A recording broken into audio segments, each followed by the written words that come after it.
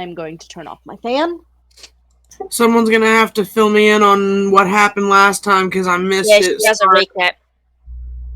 She does a recap before we start. Okay. Alrighty. We recording? Yep.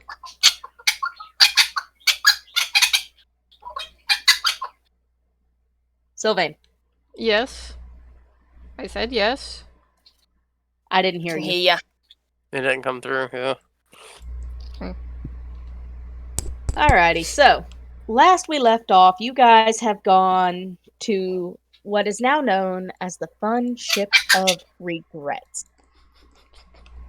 Meeting an old acquaintance of our crazy little blue tiefling. Sorry, names will come back to me. It's been a few weeks. And I just had one of the best sleeps of my life. Really, that's. So, we meet Tiefling Corey's surrogate older sister, Flikk'a. Coming down from the heavens on a badass, what was it? Half snow leopard, half raven? Yeah. Griffin? Yeah. Okay. And during this, you get into a fight with a couple of yellow creatures called Blue Droth. Flikk'a has Corey rolling over in laughter to where he can't even land a proper hit. Ash ends up scaring one off the boat. Milford and Aleyna end up finding an octopus, and Aleyna gets turned into this crazy little fuzzbutt. The adventure continues. You guys find some very nice little shinies, including some decent armor for Corey. Everyone gets something. Whether it be wine, or something shiny, or a bag of gems. Ash.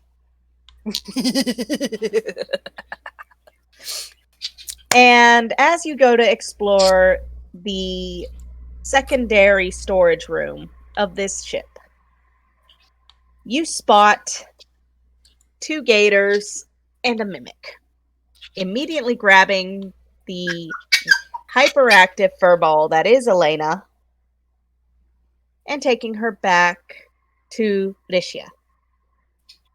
No questions are asked. Well, many are, but none are answered. Take her to Seams, where she goes and gives her a noxious-looking potion. She is returned to form and stays the night, essentially, at Seams. Well, day? Come. More like. It hasn't actually hit night yet, has No, it? she doesn't. No, it hasn't. She stays most of the day, it seems. It has been a few weeks. She stayed from mid-morning to about lunchtime. Yeah. Yeah, it's about lunchtime. It was only... Solid nap. So, yeah. So, the rest of the group goes to get Corey back, because there's no way Aleyna's leaving that comfortable spot, and the traitor Griffin stays on her shoulder. After Seam gives it fish. You reunite with Corey and Flikk'a, who have had a very clear heart-to-heart discussion. And my Griffin, the traitor.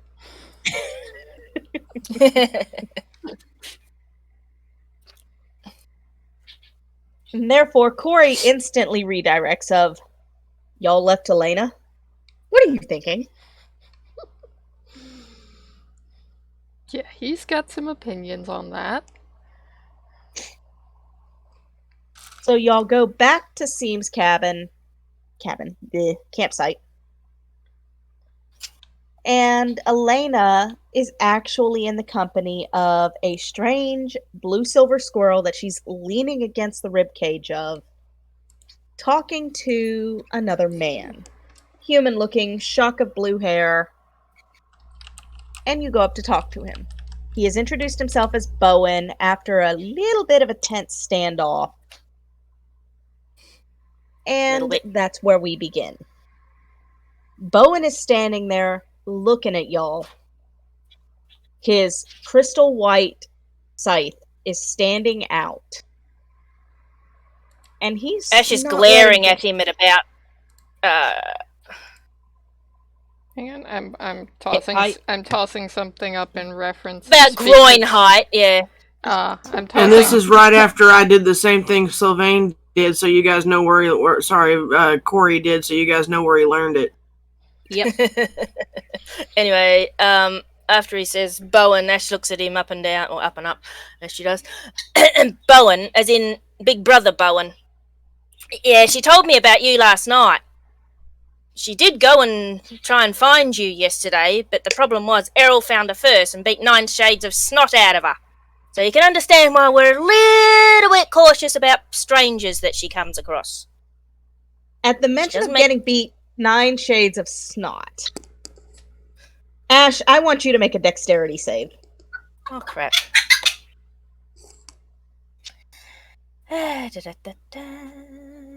Dex. That's the small ones, is it? Yes, that's the small ones. Those are saves. Bugger. You get pinged in the shoulder by a rather good-sized pebble. It doesn't hurt, it just gets your attention. What? You make bad choices! Eyelash, and you Shut up. also got your wing dislocated. Her wing was what now? Your wing was what now? Yeah. Yes, her wing was dislocated, and this one, and Corey points at Milford, had to set the damn thing. I hit a wall wrong? Hey, it went snap, crackle, pop, and everything. Yeah, you hit it wrong because he pushed you into it. At this, Aleyna is just death glaring y'all to shut up! And at this point, shutting up. Corey... I'm sorry we laughed. Did you want us to make you look good in front of your big brother? Because I think it's going to happen. At this I point, want you to shut the hell up! At this point, Corey looks at Milford and says, "And this is why I didn't want you to leave her alone. Precisely because of what just happened yesterday." At this, Bowen just inhales, pinches the bridge of his nose, and exhales quietly. Okay. We got off on the wrong foot here. As I said, I hope you cleaned it up afterward. You're a snarky one. You have You no love it. idea. Well, you remind me of a friend of mine I race with. Trust me, if words could kill, I'm the reason for it. Lass, when you use them, words can kill. It's what makes you so fun. Yeah, we just watched her kill a big yellow Ludroth by insulting it to death. You killed a Ludroth from words alone. What can I say? I've got a sharp tongue. Color me impressed. Hey, Cyan won. Aye. How'd you like to make up with Slinky? He did snap at you. I'm surprised he didn't zap at you, Corey. Oh, you know his kind? I've seen 1 or 2. They're not very common.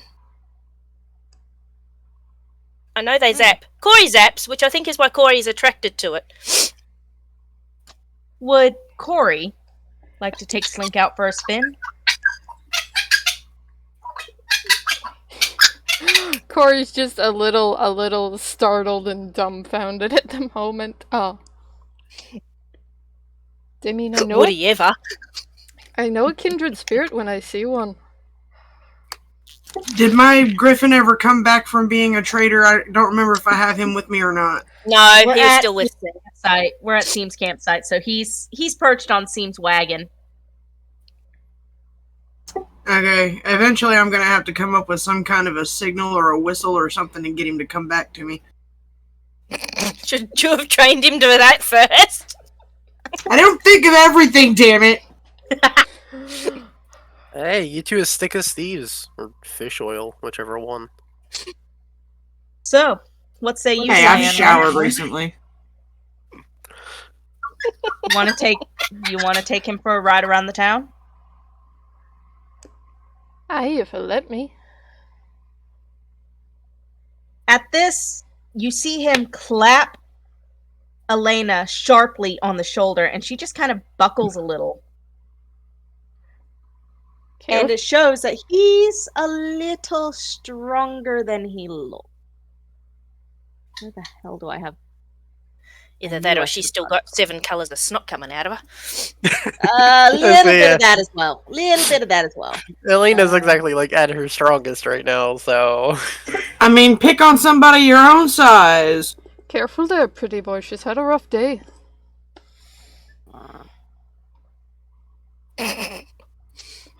He just caught me off guard. Shut up. A couple of things caught you off guard. Well, you today. better get on guard. You've been off your guard for the last couple of days. I have a tail. You have a head. They will meet. Giggity. Oh Lord. I just want to clarify that Corey has absolutely switched tracks to flirting with Bowen a little bit. So Bowen, as you've seen, is in this. Hang on, let me actually get. So Corey totally wants to ride his big sparky lizard boy. Take a ride on his Pikachu. Note to self: don't drink soda while we're talking. Look, I have Slinky written in my notes as Big Pikachu. For reference, there's Bowen, guys.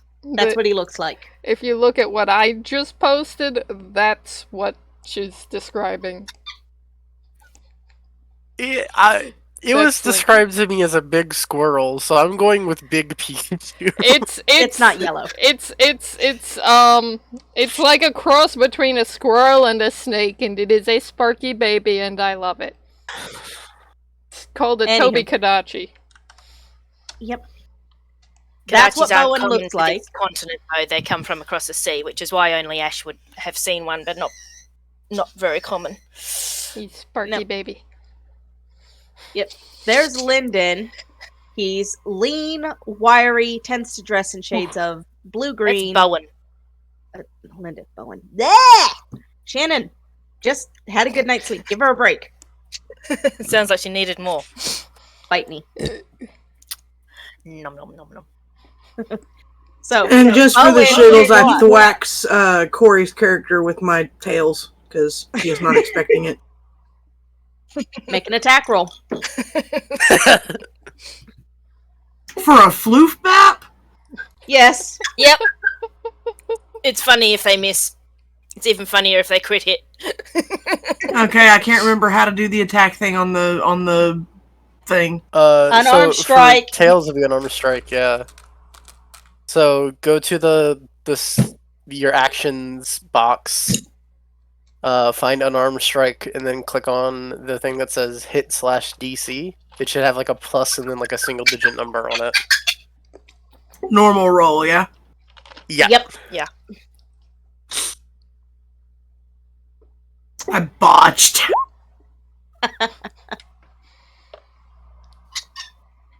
Oh, you didn't botch too badly. Corey just jumps out of the way. And so as you're doing this, you watch as this lean, race-bodied gentleman gets on his mount, looks at Corey, flashes a smile, and holds out his hand. I can show you the world. At this, if you're doing that in character, Aleyna's gonna bust a gut. I totally did. Flikk'a Corey! And this is the first time you've actually heard Aleyna crack like that. What does Corey have in his inventory that he can reasonably just toss at Flikk'a? There's plenty of pebbles on the ground. You are on a gravel road. Or near a gravel road. Yeah, just grab a pebble and toss. Make an attack roll.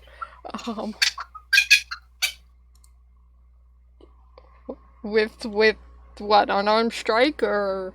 Yes. Oh, that's I'm gonna count be it as an trash. unarmed strike. Oh, that's gonna be absolute trash. Oh, here we go. You only can't call beggars for shit. Sure, pickles. Not the same. Like brother, like sister. I dodge out of the way. Shining, shimmering, splendid. Ignore her. And Corey's just going to climb up. He settles you, grabs hold of the saddle, and with a whistle, they're off. You are now short a cyan tiefling who needs to, for me, make make a dex check. Just straight dex. He's just going to fall off the saddle and splat on the ground 20 feet away. I'm being nice and not making it strength. Oh, that's bad! Ooh, that's not... Yes, he did fall off the back of it when it took off too fast. Actually, he does not fall. He is grabbed. He is grabbed and held by one arm of Bowen as they go around the town. And as you're riding, you feel the power of this Toby Kadachi. It's jumping on roofs, jumping from the gate, jumping and running on the sharp edges of the fence. This thing was built to be maneuverable. Dragon booster style. I am just imagining Corey being drug along behind by one arm going, ah! He's holding onto his tail. He's being held. Because Bowen is what he is, because he is his certain class, he's extremely flexible. So he's actually using the staff form of his scythe as a makeshift reverse seatbelt and holding Corey to his back. Keep your arms and legs on the ride. If you want to see some more tricks, grab on. This is difficult. Aye, lad. This is fun. What do you do? Because right now he's holding you in place and he needs both arms to do anything else. Right now you're just running and jumping. Just full on backseat of a motorcycle cling. So he sets the staff against the saddle. It stays in place. You magic. And he kicks Slinky up into a jump, and if you guys have ever played Monster Hunter, or if you've ever seen this creature, it can jump. He jumps full 20 meters in the air, and you get a view of the entire marketplace. Everything that's going on. And as the ground comes up to meet you, you see Slinky's arms swing out, air catches you, and you glide around the next portion. Aleyna just leans back. Damn it, Bowen. And they're long gone, so Aleyna's looking at y'all like, did you have to come back? I was actually enjoying this. Does he usually pick up the first strange guy he meets and to fly off with him? Nah, he just feels bad because Slinky was about to bite him. They'll be back in about 10 minutes. Aw, someone wants to make friends. He is my brother, he's an ass, but I love him. So by the transitive property, you love ass. By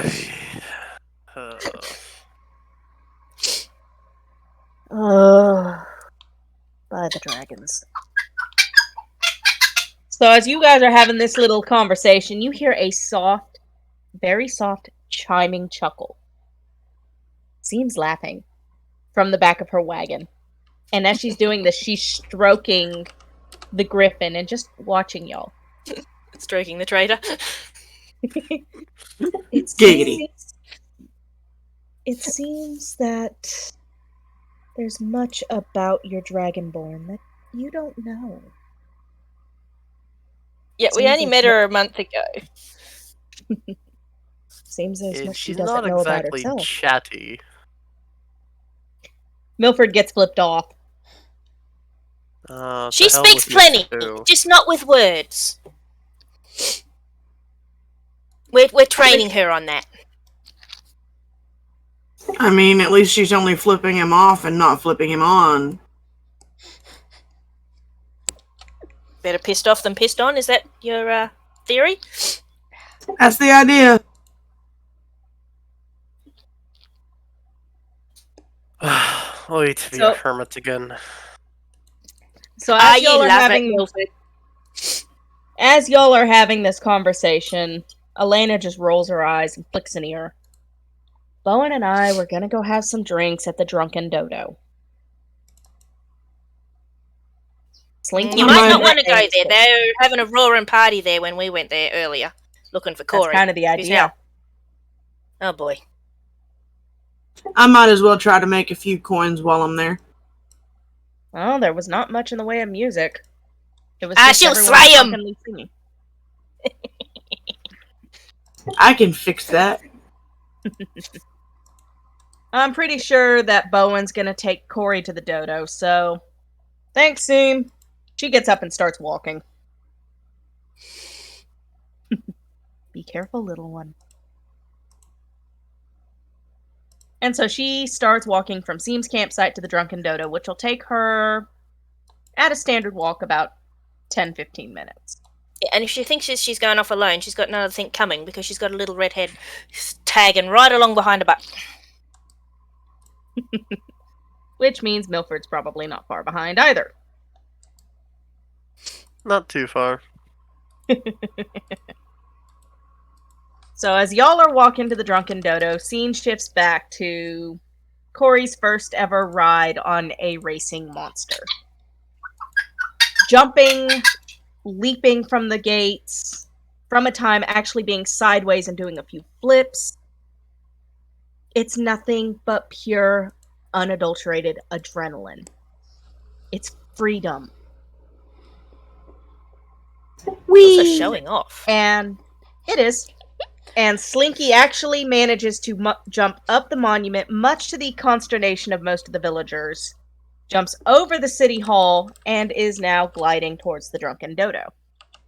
As he does this, he frees himself from Corey's grasp, places his hands on the reins, and jumps off to slow fall to the ground. And now Corey is driving the Toby Kadachi to its final landing. I need an animal handling check. I don't know whether Corey wants to scream or laugh or both. It's just instantly gone from absolute delight to oh shit, oh shit, oh shit, oh shit, oh shit. To terror. At advantage, because this Toby Kadachi has done this a number of times. Okay. Yeah, I think the Kadachi is driving, not Corey. He's just in for the ride. This is in for the ride. Yeah. Okay, so the hell are you doing, lad? The Kadachi lands, looks back at Corey, who had basically walloped in the saddle, managed to hang on barely. Looks at him and just kind of raises an eyebrow as Bowen walks up laughing. That could have ended very badly. It's like when you're on those penny-operated cars at like the grocery store, like the ones for kids, and they have like a steering wheel, but it's just a loose steering wheel. Doesn't do anything, and yet they're driving. Yet they're swinging their little arms and turning that wheel. Yeah. At this, Bowen starts chuckling. Slink wouldn't have let you fall. That's his way of saying he's sorry. And Slinky just... Make a strength check. Oh joy. You got Kadachi licked. This is about to be... hilarious. Yeah. Oh, actually, he did not bad. Hey! That was a 14 on the die for reference. Yeah, it's stronger than I thought he was going to do. It's still the highest roll you've had today, so... I posted what I have of my griffin so far, by the way. No. He's got fish! Dachi actually bucks his shoulders as if to try and shrug him off, and surprisingly enough, Corey, you hold on and stay in the saddle, thereby impressing Bowen. Well, I'd say that earns you a drink. Come on. My room's in the dodo. I'd say even Corey's surprised at that one. Yeah. A little bit. Not showing that, but because Corey's perpetually just like three layers of walls between what he's actually thinking and what anyone sees, but mentally like, wow, I didn't faceplant. Mentally he's strutting. And as you do this, you see Aleyna. Go ahead. Go ahead, sis. Well, lad, I'm always up for a drink. Just pure smug at this point. Gets down, follows. At this, Slink looks at him, kind of nudges him with his shoulder to make him faceplant into the gravel, and trots off to the stable to be taken care of by the stable master. Meanwhile, I have whistled for the trader to come back. Trader comes back, perches on your shoulder, looks at you happily. Yeah, I bet he does. He's being fed, he's being petted, he's happy. Still has like fish scales on his like his like mouth. You better not be too fat to fly later. It actually looks at you with a look of affrontation. Like, how dare you? And then I just scratch it under the chin with a finger. Everyone else is heading to the dodo, so... We are going to go to the drunken dodo. And I need my characters. Milford. Aleyna. Corentin. Asheari. Flikk'a. And Derby Bowen.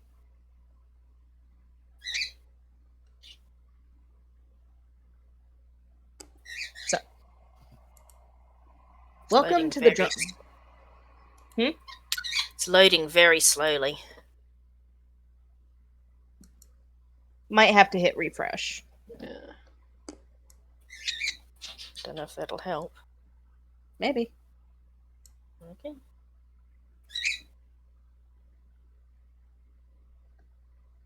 So far I've got a white field with 4 random people. Oh, that's loading very slowly. Plot twist, the Drunken Dodo is just the endless void. Yeah, well that's what happens when you have too much rum. It's the Shadow Realm. Y'all are too much. There we go, that's better.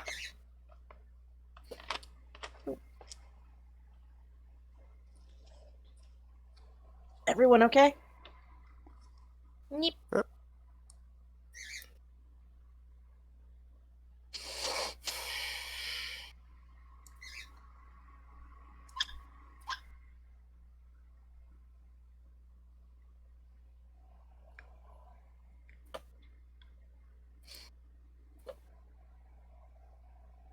Okay, now just seeing if Flikk'a can get a hold of her character.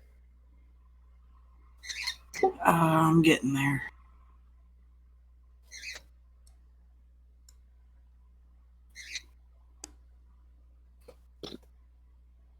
There she goes.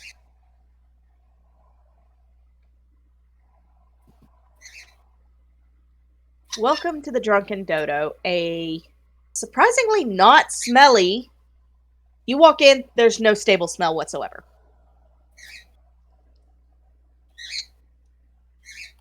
run by two people. You walk and you see Ted is a female gnome. She's actually walking around. She's right here. She's walking around serving people. Yes, her name is Ted. Okay. I just wanted to make sure it didn't cut off like Sean.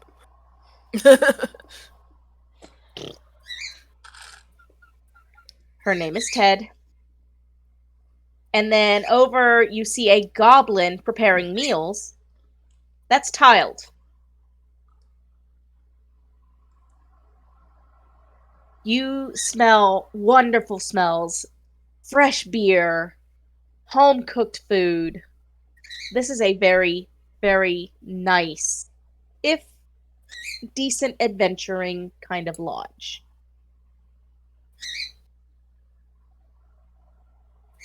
I'm going to whip out my instrument, and I'm going to find the first open space in the floor I can, and I'm going to start playing a little ditty. You attention seeker, you. You love it. If you want... Bowen chimes up. If you want Paige, you're going to want to talk to Tiled and Ted. Which one are they? There's a lot of people in here. Tiled is here. Or no, Ted is here. Tiled is here. Tiled is making food. That's the goblin. Ted is the gnome.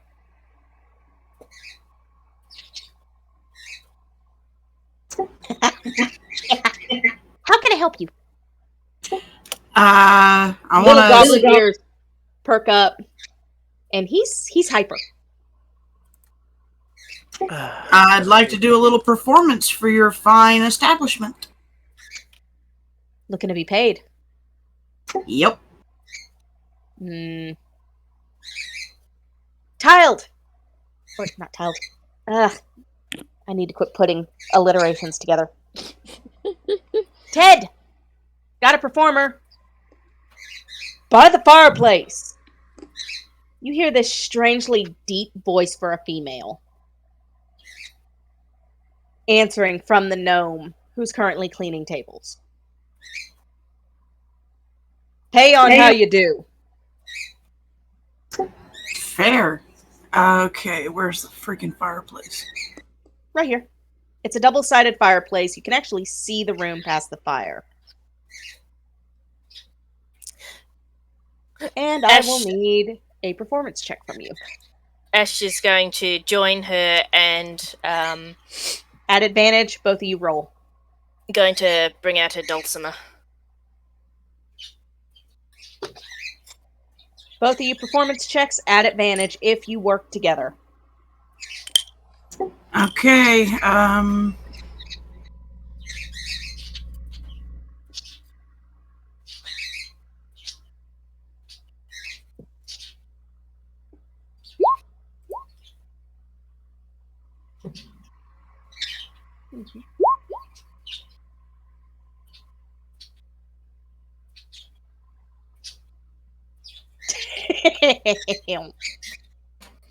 Y'all put together a rockin' performance. You hear foot stomping, you hear cheers, you see people being merry. You have brought a new level of excitement and enjoyability to this tavern. Corey is. I throw in a little bit of dancing lights just for a disco effect. Corey is leaning back in his chair, grinning and humming along, just quietly, so he doesn't disrupt the awesomeness. As y'all are doing this, Milford, Corey, perception checks. Oh dear. Yeah, that's not gonna end well for us, is it?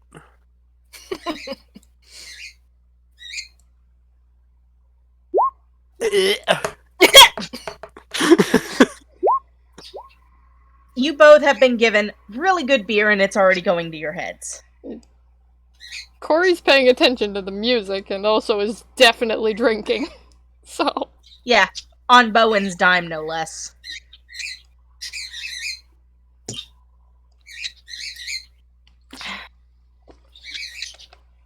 Corey's never one to say no when someone wants to buy him a drink.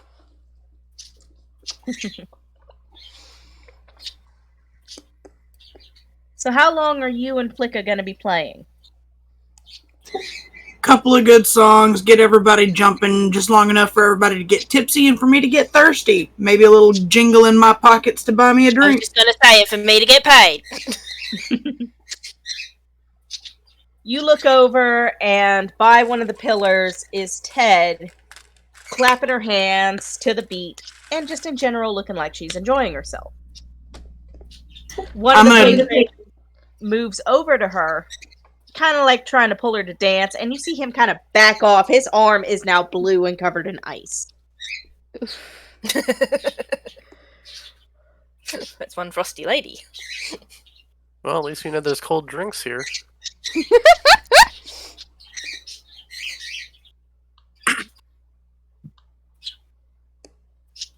So as you end your set, Ted is applauding you.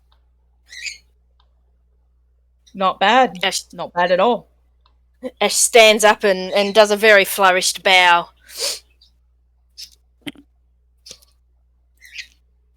She waves y'all over to come get your pay.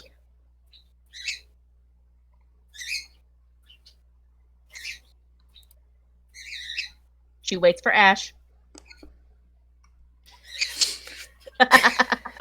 Sorry, I can't see a lot of things if anybody's moved or not. It's still not loaded. I'm just dealing with it. Someone doesn't have any personal sense of boundaries.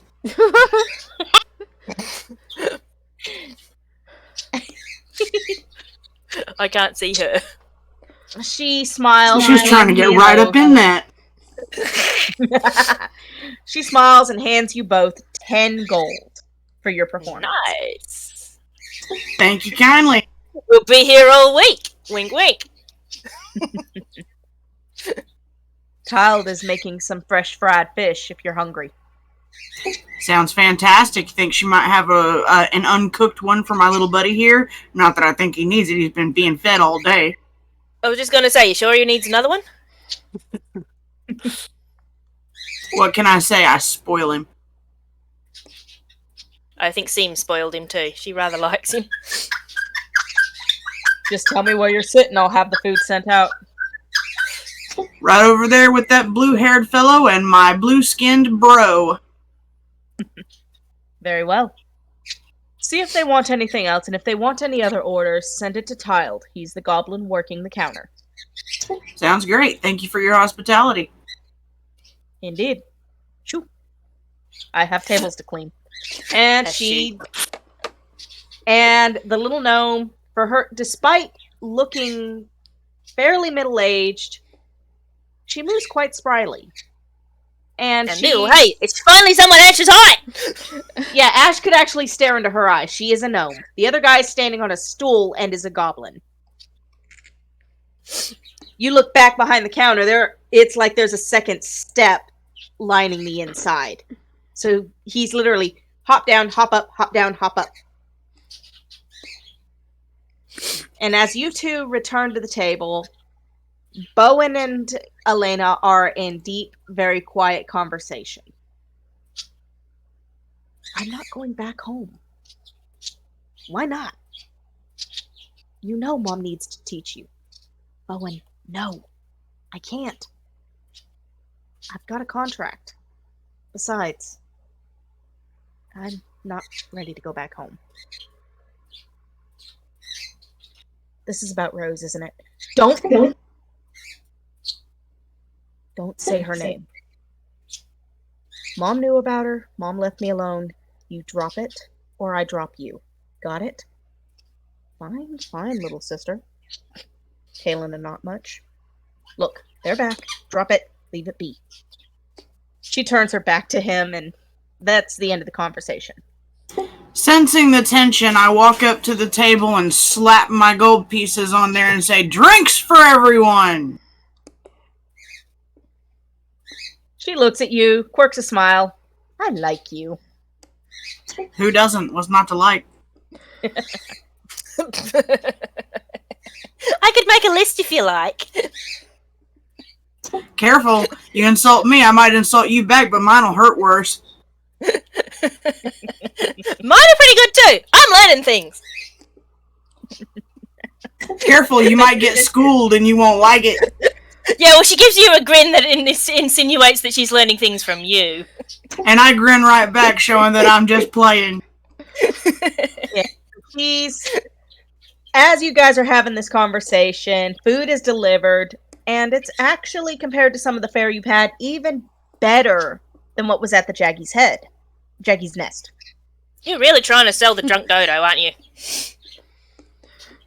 In all honesty, I was kind of hoping you'd pick the dodo because I had some things planned for it that didn't work out. Yeah, well, welcome to D&D world. The very fun thing here is that at this point, Corey is regretting choosing to stay at the place closer to the water, because at least this place has alcohol. And you're paid up for a week. That's it, we can't move, ha ha ha. But Bowen is surprisingly quiet. So's Aleyna, they both look sulky. What's up with you two? I slapped Bowen on the back and I'm like, hey, what crawled up your ass and died? Nothing. I'm fine. I'm just enjoying the trip. It sure looks that way. Yeah, that looks like a fun face. That looks like I'm having fun. Not. Are you saying you want to perform an insight check? Yes. Yes. Last time I Okay, saw a you face two. like that, its owner was having its leg removed. Okay, since you three are saying something, I want you three to go insight. Oh. Roll me an Normal? insight check. Yes. Please, please, please, please, please. Ugh.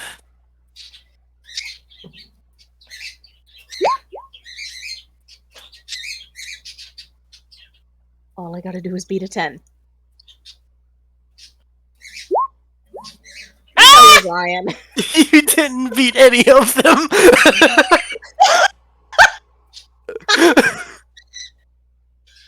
Don't bullshit a bullshitter. Yeah, I've seen that my face God. on Corey when he's not interested in sharing some bad news. I can't stay long. I'm only here for the week. I'll be moving out with your trading caravan and going with you, but then I will have to flash ahead to get to Thelania to prepare for the next race. I was trying... Actually, you see him for the first time give a very dangerous-looking glare to Aleyna. I was trying to convince her to go start her lessons back home. What exactly do these lessons entail? Lad, I don't think you're going to have much luck with that. She's stubborn as a mule. I'll take that as a compliment, Blue Boy. Mostly is. Mostly. And who's gonna be doing this training? My mother. Ooh, someone's got mommy issues. I smell a story. At this, Milford makes a face and just takes another drink of ale. Yeah, Corey's just looking like I've skimmed the surface of understanding that, and I'm not poking it. Ash just is basically elbows on the table, hands in face, looking wide-eyed and eager for the tail. Give me the tea. You might as well spill, sis. We're all in this together now. She looks around and just...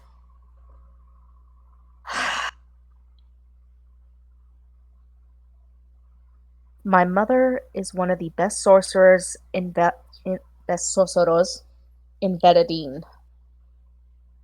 She wants me to come back home and learn her craft. I have had no interest in magic. I prefer just to hit things and slice them.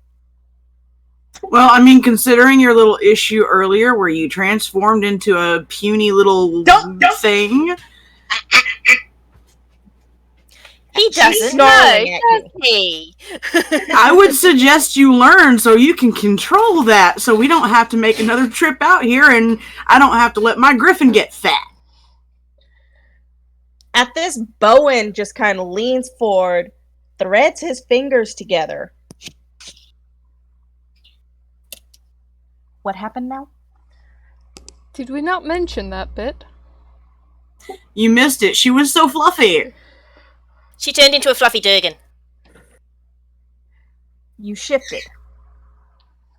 Oh, Lena.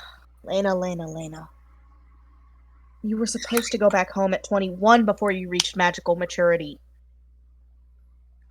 I can handle this, Bowen. Back off. Apparently you can't because we had to save you. We thought you were gonna die. The last nearly got eaten by a crocodile because she was too, stubborn to leave. And too fluffy to fight, quite frankly. She was quite cute, actually. And a lot more, accommodating than she usually is. And she just sort of scoots sideways on her chair because she knows what's coming. She goes and reaches for her staff when you hear just wood on wood smack. And you see Bowen holding her at bay with her hand on her staff. Not the time, little sister. Rein it in. Hey, I don't mean any offense, little dragon, but if you can't control your powers any better than that, we can't protect you forever, and you need to learn so that you can fight for yourself and your companions. That's not it. Let's take this up to my room. Sounds like it's a bit of story time. Ash just quickly shovels the rest of the fish stew in. Story time. That's it! Corey drains the rest of his drink. Not wasting alcohol just to hear something. You do know I'm having alcohol delivered to my room. Eh, Corey? Corey does not waste alcohol. He's still going to finish his drink. I chug down what's left of mine, shove a few pieces of fish in mine and my griffin's mouths, and then I follow. Alright. So, which one is going to be his? His is going to be... Let's move you up to the second floor. I have been working my ass off on these maps. And unfortunately, I don't think Shal can see them. Nope. It's fine, it'll be in the recording. Cool. Just So did we go back to the Jaggy's head? Jaggy's nest? No, we're on the second floor of the dodo right now. Oh, we went to Bowen's room, not her room. Yes, it is a group of like kind of hotel-ish rooms. The one we're currently in right now has a bed, 2 cabinets, and a bedside table with a green rug in the middle. No visible chairs or anything at the moment. Screenshot.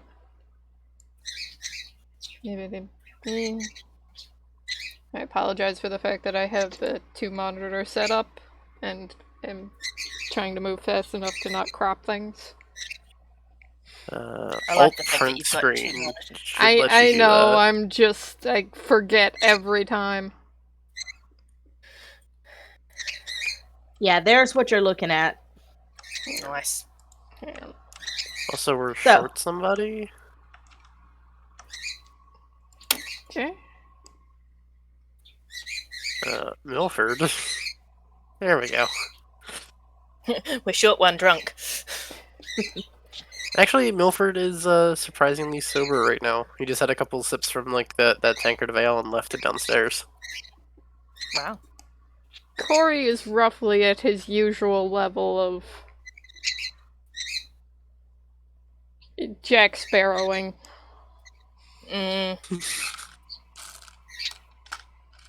He's had a rough morning. He's drunk, but like at the level where it actually makes him more functional, not less. He's a functioning drunk, yes.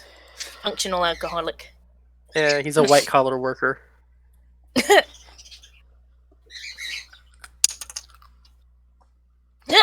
Excuse me. So, Bowen leans against the cabinet and waits for y'all to get comfortable. Noting there's no chairs, he just kind of rolls his eyes. They must have been broken in the last brawl. Milford just leans up against the wall over here and half listens, I guess, is the best word for it. Decent enough rooms in this place. Surprising. Ash just sort of sits on the mat, leaning up The against rug? yeah. Up against the bed. He's a bit too small to actually jump on the bed without looking silly at the moment, so she just sort of sits on the floor, legs crossed, you know, hands on knees and head in hands, waiting for this story about Aleyna. Well, it's not so much about Aleyna as it is about our family. Aleyna's told you, essentially, I'm adopted. Nothing. Yeah? Nothing. She mentioned that I was a... Really? Lad, Aleyna barely tells us anything. Which I don't even think these guys knew that you had a brother. She only told me about you last night, and that's only because I made her tell me while she was half drunk on painkillers. At this, he just kind of starts snorting and chuckling. It takes 5 minutes for him to get under control. Quite frankly, I can't blame her. It's not like I tell them anything either. And he just... Maybe I should get you drunk on painkillers. She looks up at him contemplating. That's a picture. I'm sorry, that's a picture. Good luck with that, lass. Just like what should have been a joke but came out a little too serious sounding. You'll find that my tolerance is far higher than you're expecting.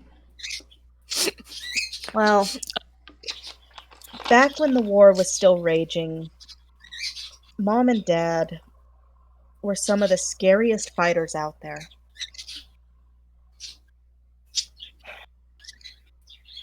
Dad, when he was around on the battlefield, no one could touch Mom. Needless to say, you didn't mess with a bonded demonic mated pair. Mom, on the other hand, is where our story begins.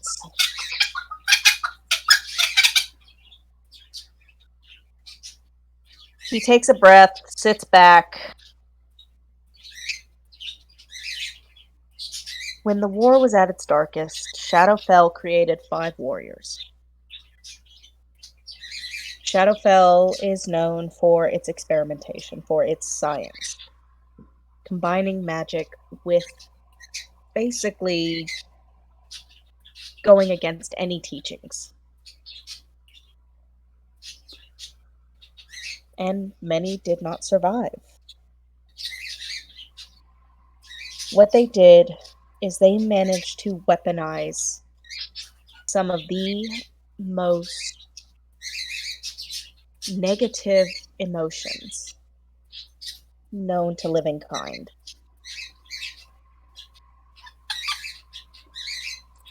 Terror, agony, demise, anguish, and fury.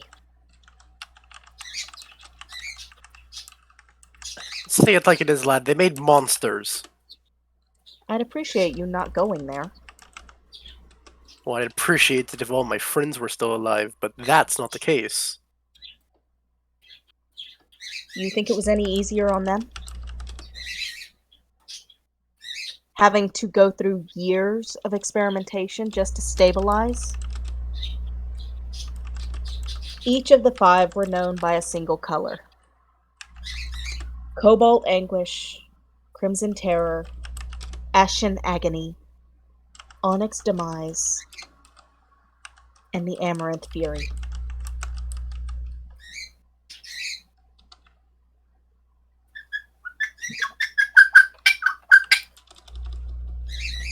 He watches for any recognition on the name Amaranth.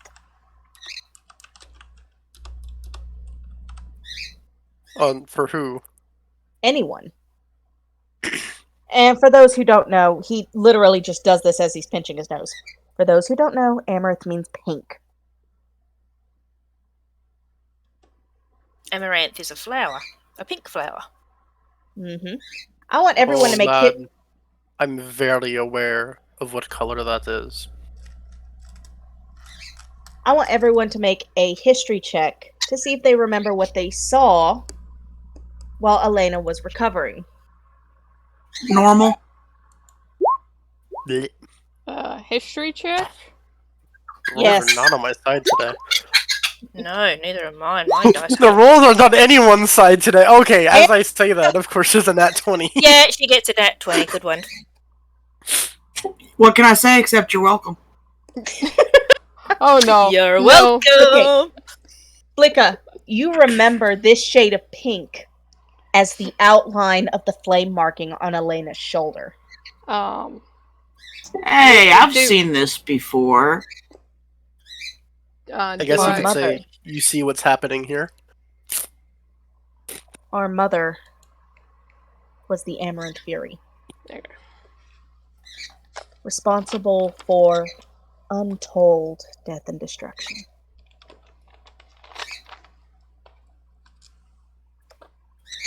But it didn't come without cost. The Fury is known for its temper. Well, that Mom comes had- through. Mom had a lot of anger management issues when she was younger. Especially according to Dad.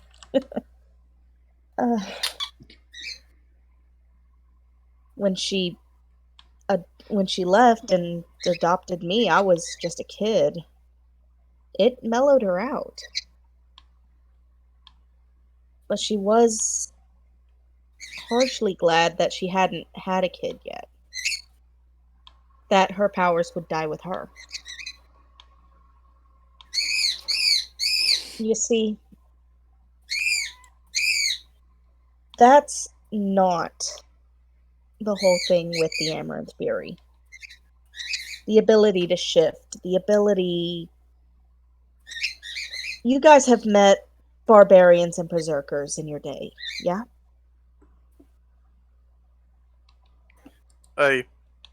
People who get stronger with the more rage they have. That I'm a pirate, I've met a lot of things. The Fury makes them look like kittens. Aleyna I mean, I has like never... kittens. Aleyna's never shown any penchant for having the ability. She's never even shown an iota of the pink magic. And we're all grateful. I got news for you, buddy. And it's all pink. Yeah, It doesn't remember this. Asheari doesn't remember this. Yeah, Yeah, but I from the hate way to- he's acting, she's picked up enough on that. I And just kind of... given- Sorry. Go ahead. I was just saying, given what he's just described with attitude problems and anger management issues, and Ash has already said, well, that's come through because Aleyna's got anger management issues as it is. Yeah. Got news for you, buddy, and it's all pink. Oh, joy. I hate to break it to you, but I've seen that pink magic, and it happened while she was fighting. He looks at Aleyna, who just growls at him. I'll send a letter to Mom. Matter of fact, I'll probably use my stone tonight and talk to her. Even if it is only 25 words. I mean, if anyone's getting stoned around here... You misunderstood me, Flikk'a. It's a scry stone. He taps his ear. It's a sending stone. 25 words or less. It's a Allows me tweet. to talk to Mom. Yes, it's a tweet. It's a twig. Hashtag I found your daughter. Would it be a growl? Because this is monster world. A growl. Now, this is speaking as player rather than character here. Considering, speaking as a player rather than a character right now. With the mother thing going on in the pictures that were found, shouldn't there be something said about that? That's entirely up to you. Uh, That's your player. That's your choice. Corey's waiting for the right moment, but So I look at Corey for a signal to see if I should say something or not. Corey's very, very reticent about what the right moment might be. Like, he does not want to show that picture to the whole group, so he's trying to figure out a way to show Aleyna and maybe Bowen without the whole group. Yeah, he's not ready Ash to... just notices Corey acting as Corey and has no idea. Yeah. I think we should maybe speak to the siblings one-on-one. Corey, you and me are siblings, and those two are siblings. Let's go have a little powwow. Not yet. Milford, you said you're familiar. Which ones have you run into?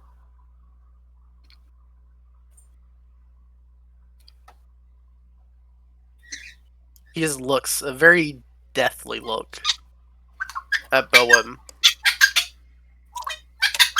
All the ones I've run into, lad, turned red with blood.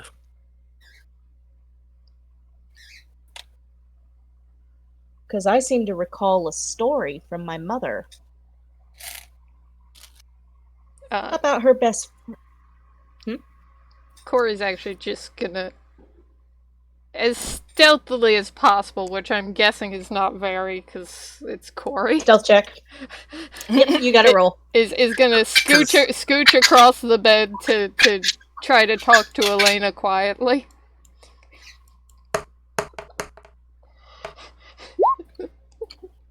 It's not great. Everyone else perception at disadvantage. It's really just a matter of whether you're paying attention to him, because... That's why I said... 2, 3, and... Plus 1, public, disadvantage, roll. I still don't know what Bowen doesn't notice. No one notices you crawl across the bed to talk to her. Lass, when we get a moment, or if we get to talk to you and your brother without the rest of the group, I found something on that ship you might want to see. I don't want everyone seeing it, though. I have my reasons. I might tell you at some point. From you talking to her, you can see she's tense. She is mere points from being livid and walking out the door. Well, long and the short is, Mom had hoped that the power would die with her and not manifest in Aleyna. Since Aleyna is showing signs of it after her magical maturity, eventually she is going to have to talk to Mom.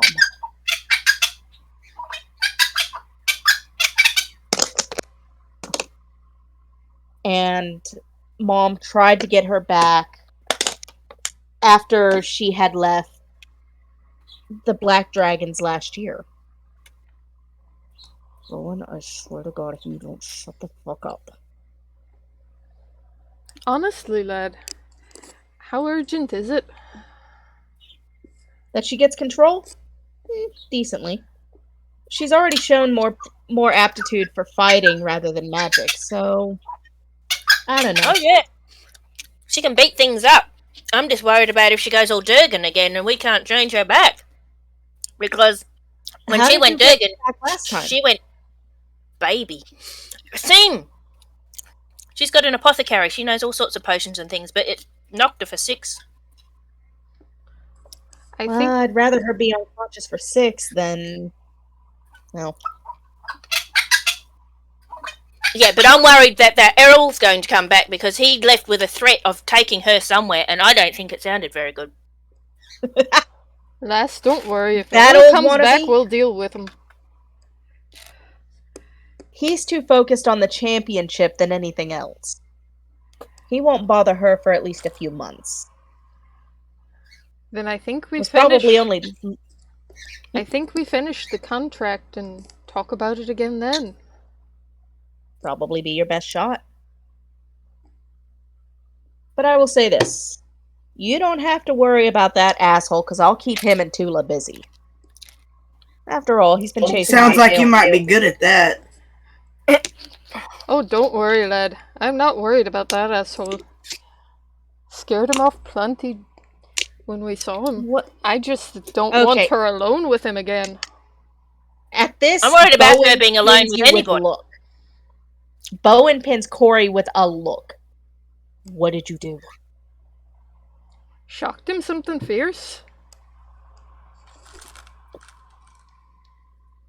Oh no. No. You retaliated against him? He's that butt. Lad, the bastard ran off with his tail between his legs. I wouldn't be worried. He didn't run off. He retreated to plan. You're lucky you didn't get killed where you were. What kind of... How did Tula not lay you in two? Fool. You Just have no lucky, I idea. guess? Hey, we're scarier than we look. Corey's That just doesn't say much. Corey's You're just as shaking scary his as a head. bunch of Felvine lit up cats.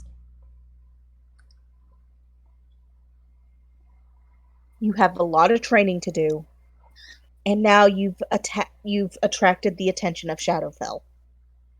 Congratulations, you just made your life harder. Lad, you've got to work on the paranoia. We're My doing mother's fine. the Asheari. Paranoia runs in the family. Apparently. Yeah, well, apparently Aleyna's not paranoid enough because she still keeps wandering off by herself. Damn dragon wanderlust.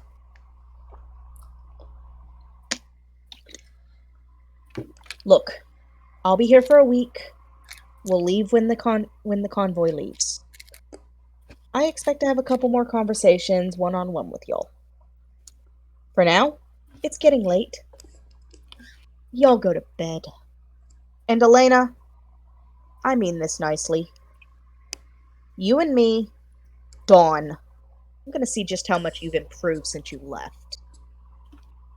At this, he boots y'all out of your rooms. Out of his room. Oh no, Corey's immediate response is, I'd be happy to have a one-on-one conversation with you anytime you'd like, lad. How about now? Just pure flirting. He looks at you. I don't swing that way. Guys, can't we all just get along? Ah, damn shame that. You're very pretty. Fair enough. So far, all he's had lately is Milford. I think you're an improvement. And she just walks out. And Corey just sort of fondly pats Bowen's shoulder and walks away. Aleyna... Aleyna is downstairs. She doesn't leave the building, per se. She knows better by now, because she'll piss y'all off.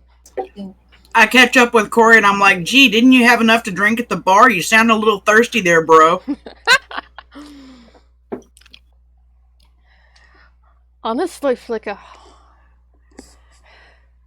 Look at him. Meh.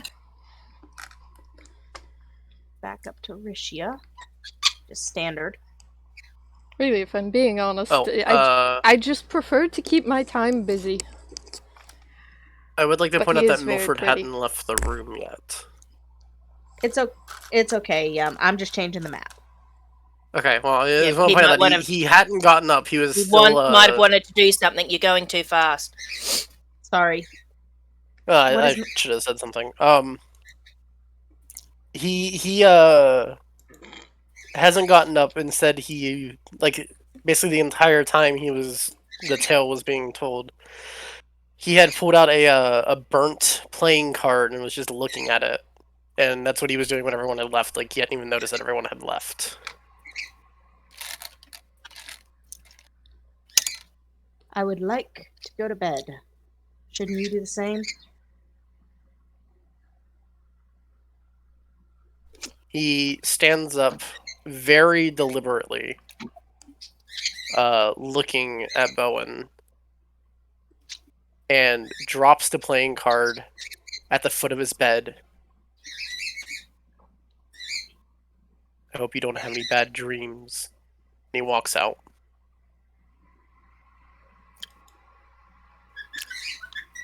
I have enough of them on my own.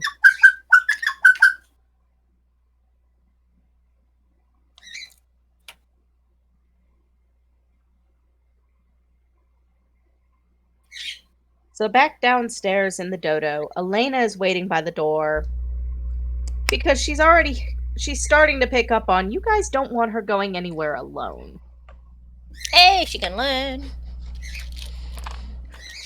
And also probably has picked up on the fact that if she won't listen to us, we will tell Bowen that she's being a pain in the ass about it.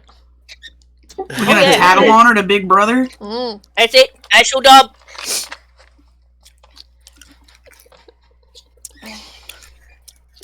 Anyway, I want to go to the market before it closes. Alright. Aye, seems like You a good tell Aleyna idea. this? Oh yeah. Anybody coming? I'll go. Yeah, Sounds sure. like fun, lass. I'll Or tag what along. passes for fun in this town, I suppose.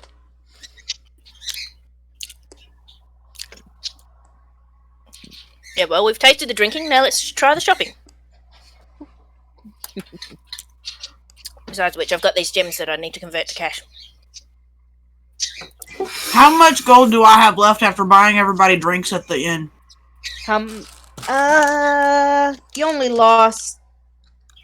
You only paid about 6-7 gold for all of it. Okay. So Ash gets 10, but you only get 3. Yeah, but I bought everybody drinks, so. Yeah.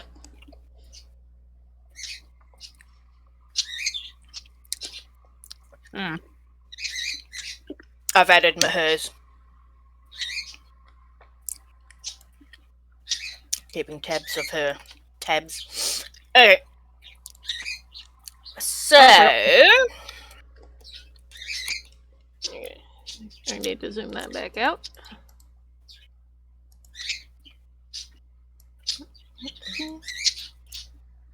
Wander off to the market district.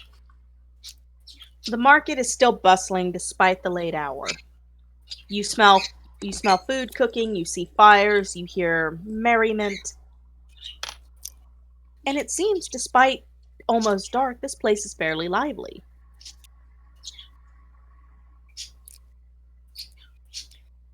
Right, so first she's going to find someone who, a lapidary to convert these gems into cash. Make an investigation check. Yeah, investigation. Or wait. No. Perception check. You're not actively touching it. No, I'm just looking. Anybody going to help me look for this? Yeah, I'll look. Advantage. Yay! Because she needs it! Perception, yeah. Yeah, perception. She doesn't have to. Since Shally got advantage, Fenni doesn't have to. Awesome. Yeah, that was... I get to double roll if you help. Which is good, because my first roll was a 4. It takes you about 20 minutes, but you see a jeweler tucked in the back corner with a kobold, surprisingly, examining the gems that are on his table.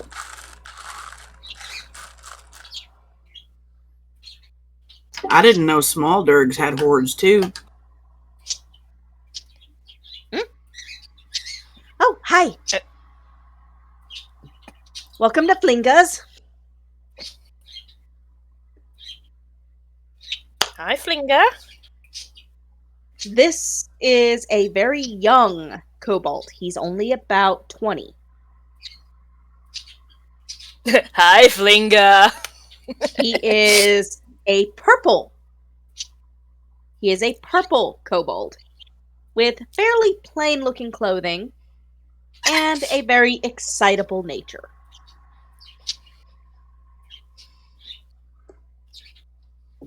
Have pretties? Yes. Have gold? Yes. I have the pretties if you have the gold. He tweaks his head in almost a curious puppy's way. Show. And so she pulls out... Damn it, I don't think I've got a list of what the actual gems were. Yes. Corey just leans towards Flikk'a. Well, that's bloody adorable, isn't it? It is kind of cute. She's got 10 gems. I didn't write down what they actually were. Some onyx, some lapis lazuli, some... I think there was a garnet.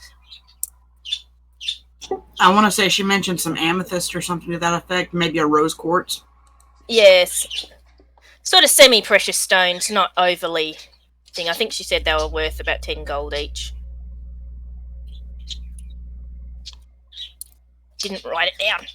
Let's see. Might be in the recap, however. It's in the recap. 8 gemstones worth 10 gold each. A blue azurite, 3 lapis lazuli, 2 malachite, a moss agate, and an obsidian. There we go. So yeah, she pulls out 5 of the gems and lays them out on the table. Which 5 does she put out? Okay, I've just got to find it on my recap so I can... Where did I write it?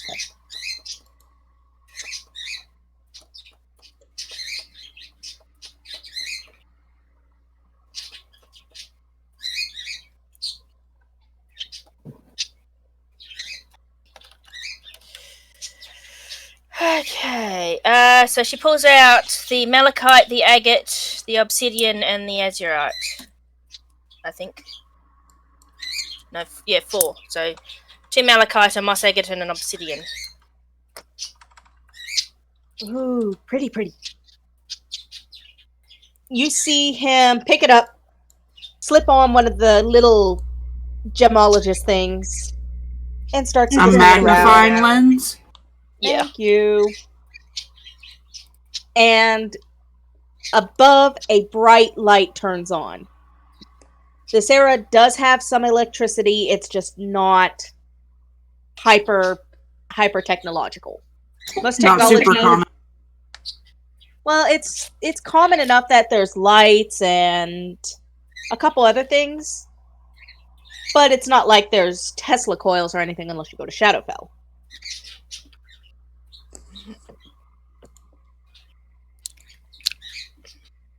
I'm surprised they're not still running on gas lamps. Some of the more wayward villages are, but Rishia is a established village and does have, due to the windmill and everything else, does have electricity. Oh, there we go. Cool. So you see the light click on, and he's holding it up, looking at it, and sets the 4 gems down. 10 gold, 10 gold, 9 gold, 10 gold. Oh, come on. These are priceless gems of great worth come from deep in the ocean. Very rare. Deception check.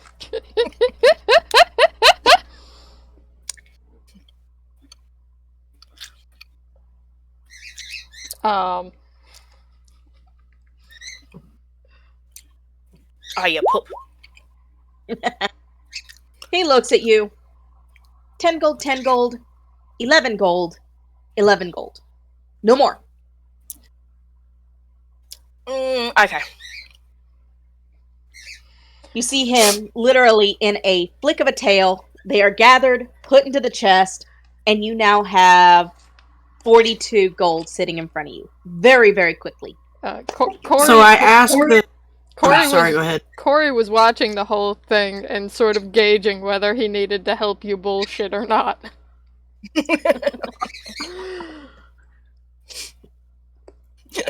She managed to bullshit just enough to get that little bit extra. So I look at the kobold and I go, all right. I put my 2 daggers on the counter and I'm like, hey, what can you add to these that would be good for enchanting later? I don't do enchanting. Enchanting's not done here.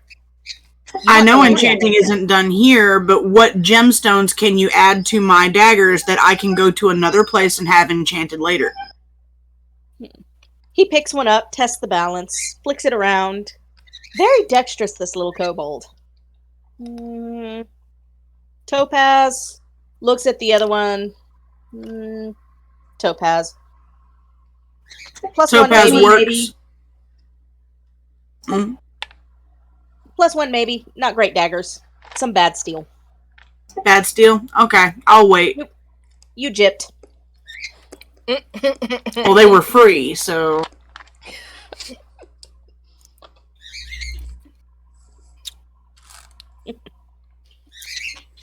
Anyone else? Pretty necklace. Pretty tiara. And... Milford. Perception check.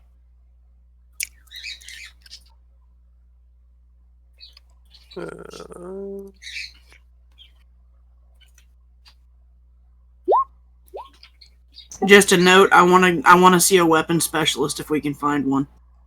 Oh, trust me. They're around. There's just not one in Rishia. Well, shit. Milford. Dimly hidden in the shadowy alcove of the far corner away from the light, you spot an insignia.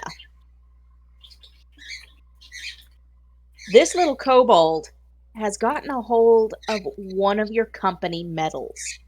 One of your insignias for your company. And it's just hanging there in the back, unattended, covered in dust. He narrows his eyes and takes a step forward to the little kobold and draws one of his axes.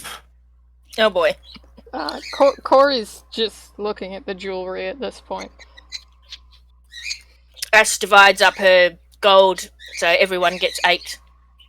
I see the dude take his axe out and I'm like, hey, none of that. Not hurt, not hurt, not hurt. No wrong, no wrong. Milford, it's fine. The word of a thief. Hey, you don't know he was a thief. I don't steal. I don't steal nothing. Everything sell, everything buy. All good. He gestures to the insignia with his axe. Lad, Where the hell did you get that? Lad, you're traveling with 2 pirates. I don't think you get to object to other people stealing things. Alright, so I'm gonna step in and try to mediate this situation before he hurts someone. Ash is already pushing against his leg trying to back him off because he's had one shit argument today already. He's not going to win this one either. So I look at the kobold and I'm gonna say, pardon my friend, can you tell me anything about that item?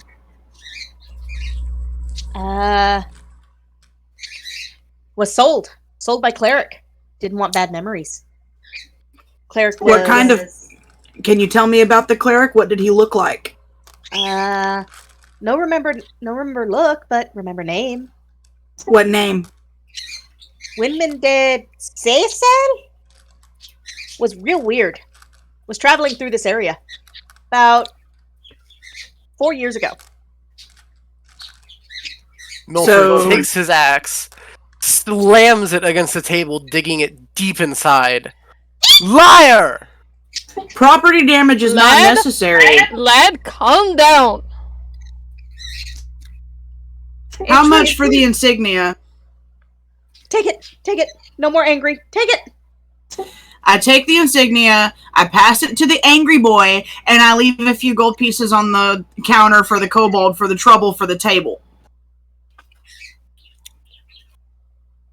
Milford simply glares at you. I'm closed now. Please leave. That is no way to get information. Try a little diplomacy and hold your temper. What the heck was that?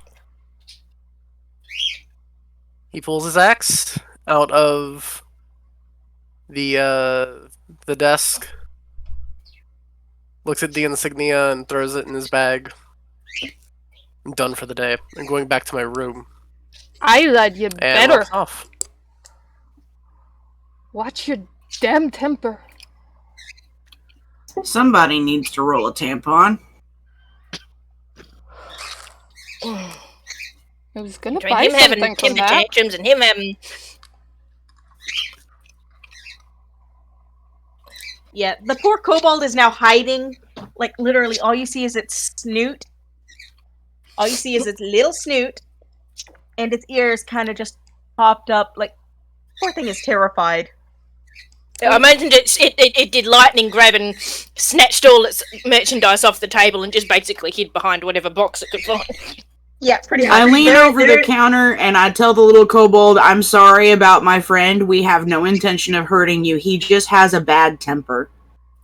Are you all Bad right temper. there? No, scared.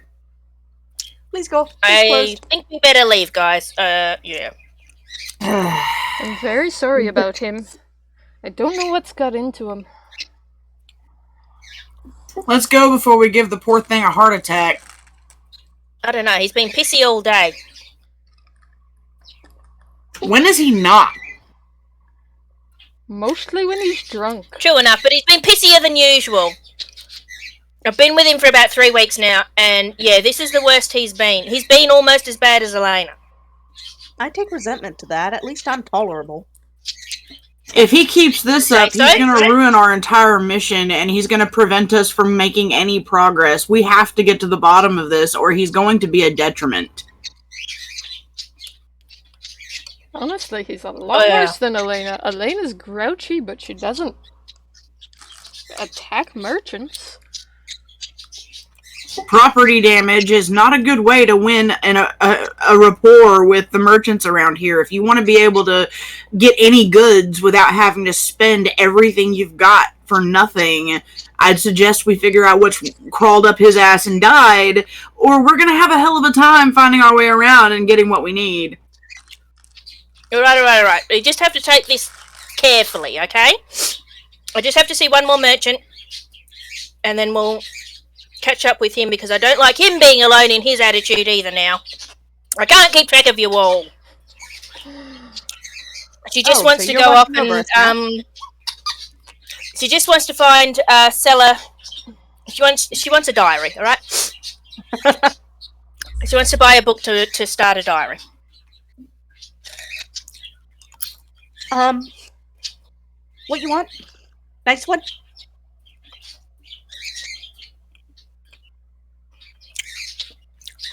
Do I have to do an investigation check to have a quick look?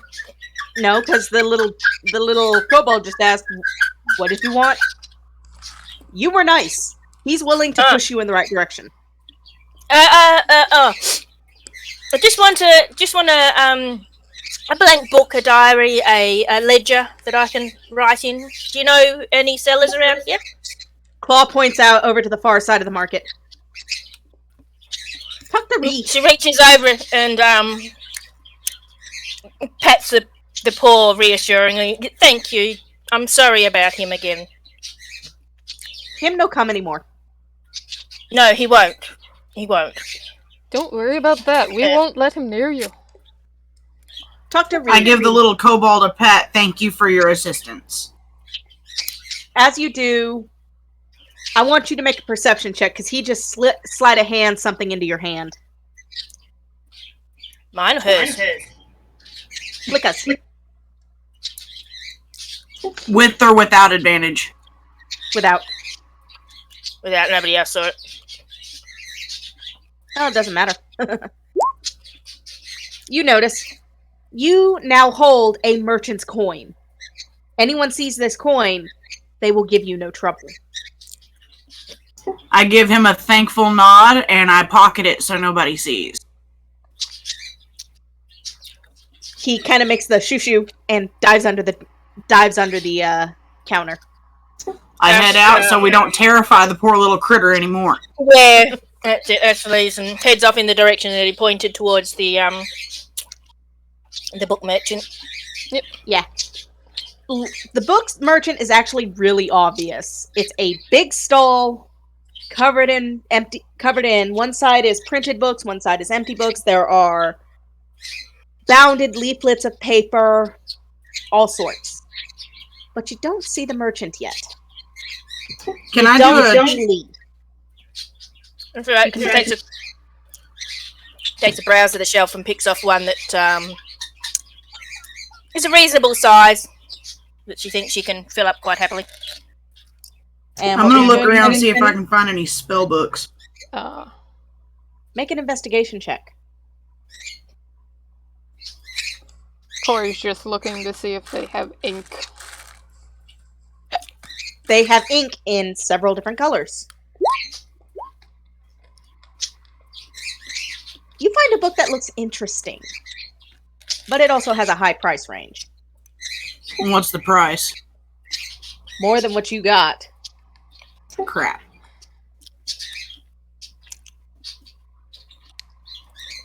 I'm going to look it over. The price range is about 150 to 160 gold. And as you guys are looking through, a shadow looms over you.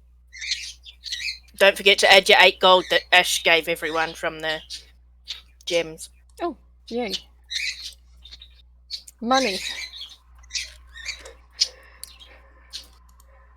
Corey has doubled his gold at this point.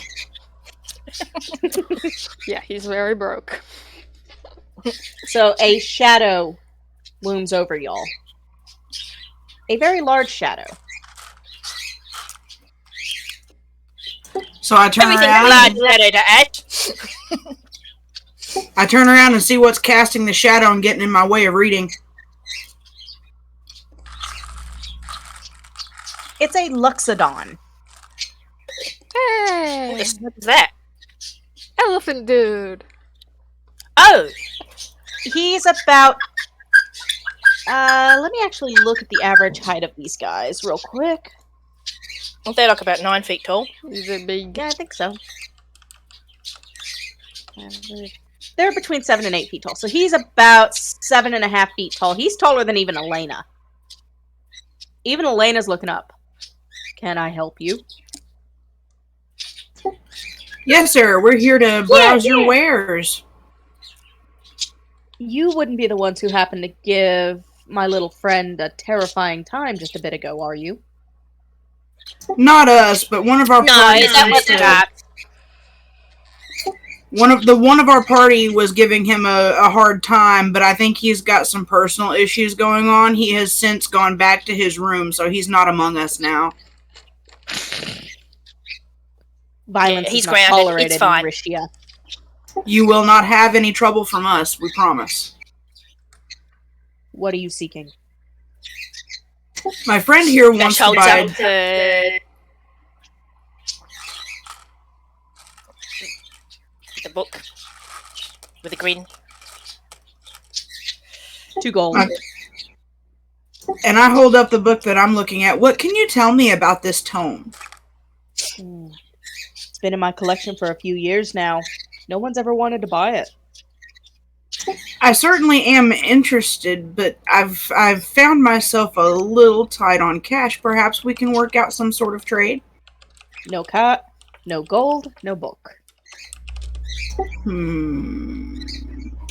So I pull out the little coin and I show it to him. That just means that just means you get a better deal. No gold, no book. 150.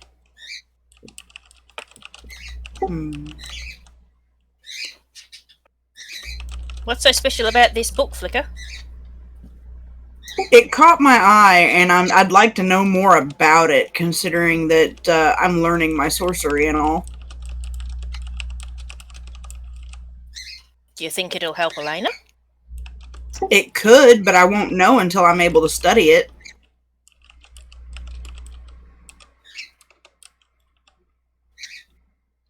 How much gold do you have? 21 right now. Oh, you broke, girl. Yeah, that's why I wanted to try to work a trade. Are you sure there isn't anything that we can fetch for you or do for you and just knock it down just a little bit from the 150? Perhaps I could run an errand for you? No. We have had enough errands run this week. We are good. I just got my shipments in. There's very little I want that you can give me. But there is a little bit that you want. Try us. We're flexible. You didn't say there's nothing. You just said there's little. Do you need help with the shipments getting organized and put away? Perhaps we can unload for you? None of that. The wife's been plaguing me for a new new skin blanket. And I have no time to go hunt. What kind of skin would you be looking for? Ash just smiles. Well, have I got a deal for you? As she says this, a hand goes on her shoulder and you feel claws lightly dig in. Ow! Aleyna looks down at you with a warning.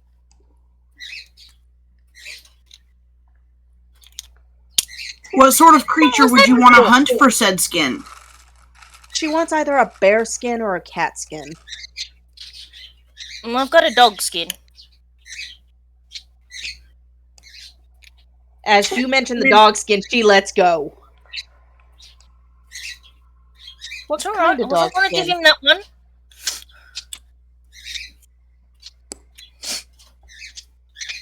I don't remember what the name of those dogs were. A black death dog skin. She's got a black death dog skin. You bring me that in an appropriate blanket, I will knock it down to 50 gold. Alright, what do you say, Flick? I'm down for that if you want to help go in halvesies with me. Alright, you owe me, girl. You got it. I owe you a big favor. Alright, so she pays the 2 gold for her ledger.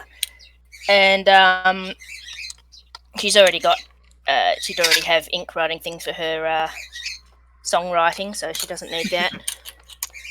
So, yep, let's go find Grumpy Boy, and I'll see if Seams managed to get that skin settled. And we'll come back tomorrow and see if we can get you that book. Corey's gonna buy At it. this, the Loxodon looks at Corey and waves him into the store, lets him look and buy at his pleasure. Yeah. He's just gonna buy a spare pot of ink and a reasonably nice pen. I'm gonna politely pass the book back to the Loxodon with a grateful nod and tell him that if you'll hold that for me, we'll be back. Very well. As for you, blue one, 3 Hi. gold. Yep. Hands it over. And Frowning at his coin purse. He pushes a second bottle of ink. Corey, and you know... Soft mention, these do not break. Enjoy. Corey, keep in mind I gave you that expensive bottle of wine, too. You're not going to want to sell that here. No. I'm just reminding him I gave it to him. I doesn't easily convert to money at the moment, though.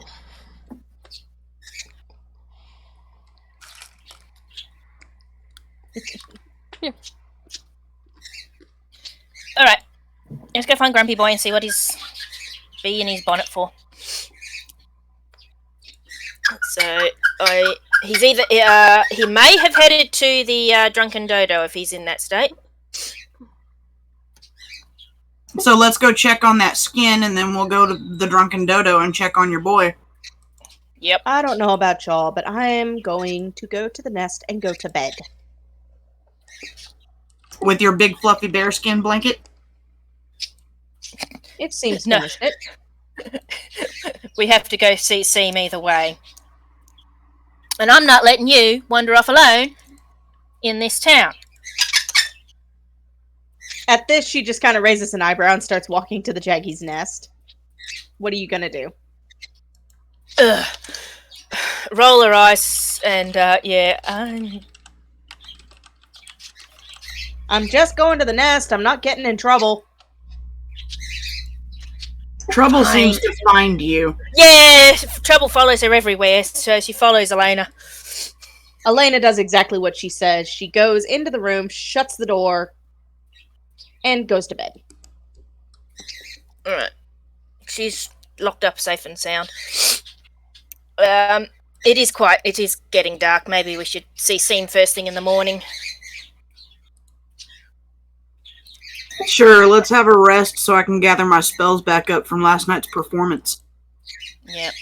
I want to check Milford and Corey's room to see if Milford has gone in there first.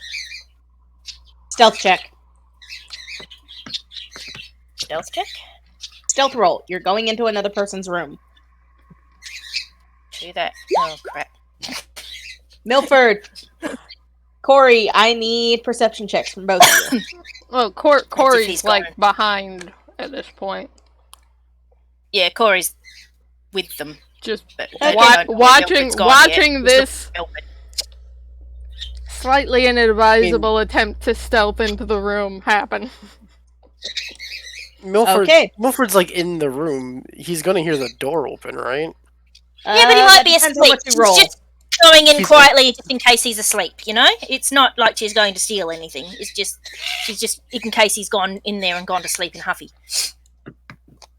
Oh, what did you say? Perception? Yes, please. Or in case he throws a chamber pot at her in a Huffy, you know? Whichever way it works. You don't. Right. You don't see it. He's too much in a Huffy to notice. Oh, good. You're here. You're safe. We were worried about you, you know. Told Broody you where I was McBroodson. going. Whoa.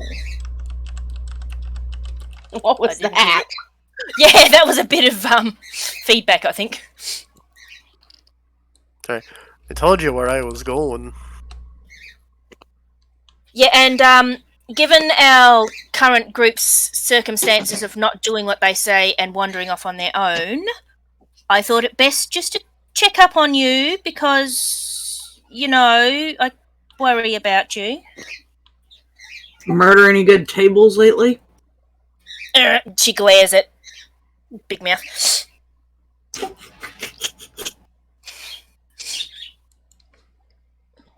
Milford ignores the comment.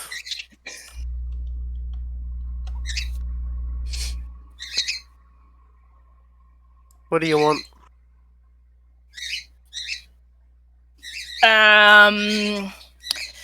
Everybody's followed her in, so this is going to be awkward. But just wondering why you got so upset at that kobold today. It just seems such a an overreaction. You've been a bit overreacting all day today, actually. What the heck was that with Riften earlier? I said for you to sell your bow, like at the market. Not hawk it off to our really grumpy boss for 10 times what it's worth. You've been really off your game today. I'm worried about you. Milford pulls out the emblem that he had gotten. And he kind of rubs it between his fingers a little bit. So it catches like the light of the fireplace. And he sighs. There is no way in hell Widmund de Cecil sold this. Was that the cleric he was talking about? Aye. Well, I mean, I don't see any reason that a kobold merchant who was absolutely terrified of us would want to lie about something like that. Yeah, kobold aren't really that brave, nor are they that sneaky. They don't have the guile to be able to lie like that. We would see straight through it. Widmund de Cecil took an arrow to the chest at the Battle of Sault-Sainte Marie. He died in my arms. Well, perhaps he wasn't as dead as you think he is. What was that? I said, it clearly wasn't him then. Maybe it was someone who said they were Cecil and sold it. He ignores Ash and looks at Flikk'a. What did you say? Maybe he's not as dead as you think he is. It happens. Not as dead as I think he is? Hey, anything's possible. You didn't see what they did to that city.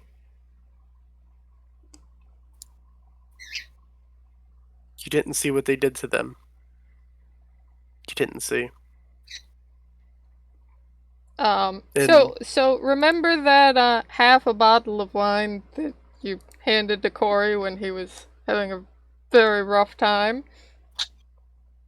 Yeah, he's getting it back. Just passes it back to you. I'm sorry, I missed that. My kid was talking. You remember that half a bottle of wine that Milford gave to Corey when Corey was having a rough time earlier? Corey just hands it back at this point.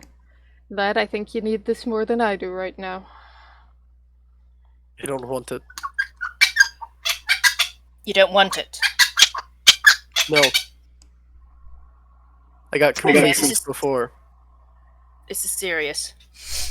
Well, that's a bit worrying. I get all huffy and take the wine, take a swig, and pass it back to Corey. No, hang on. You mentioned when Bowen was talking about the red demons and seeing what they did. They did this to your town, didn't they?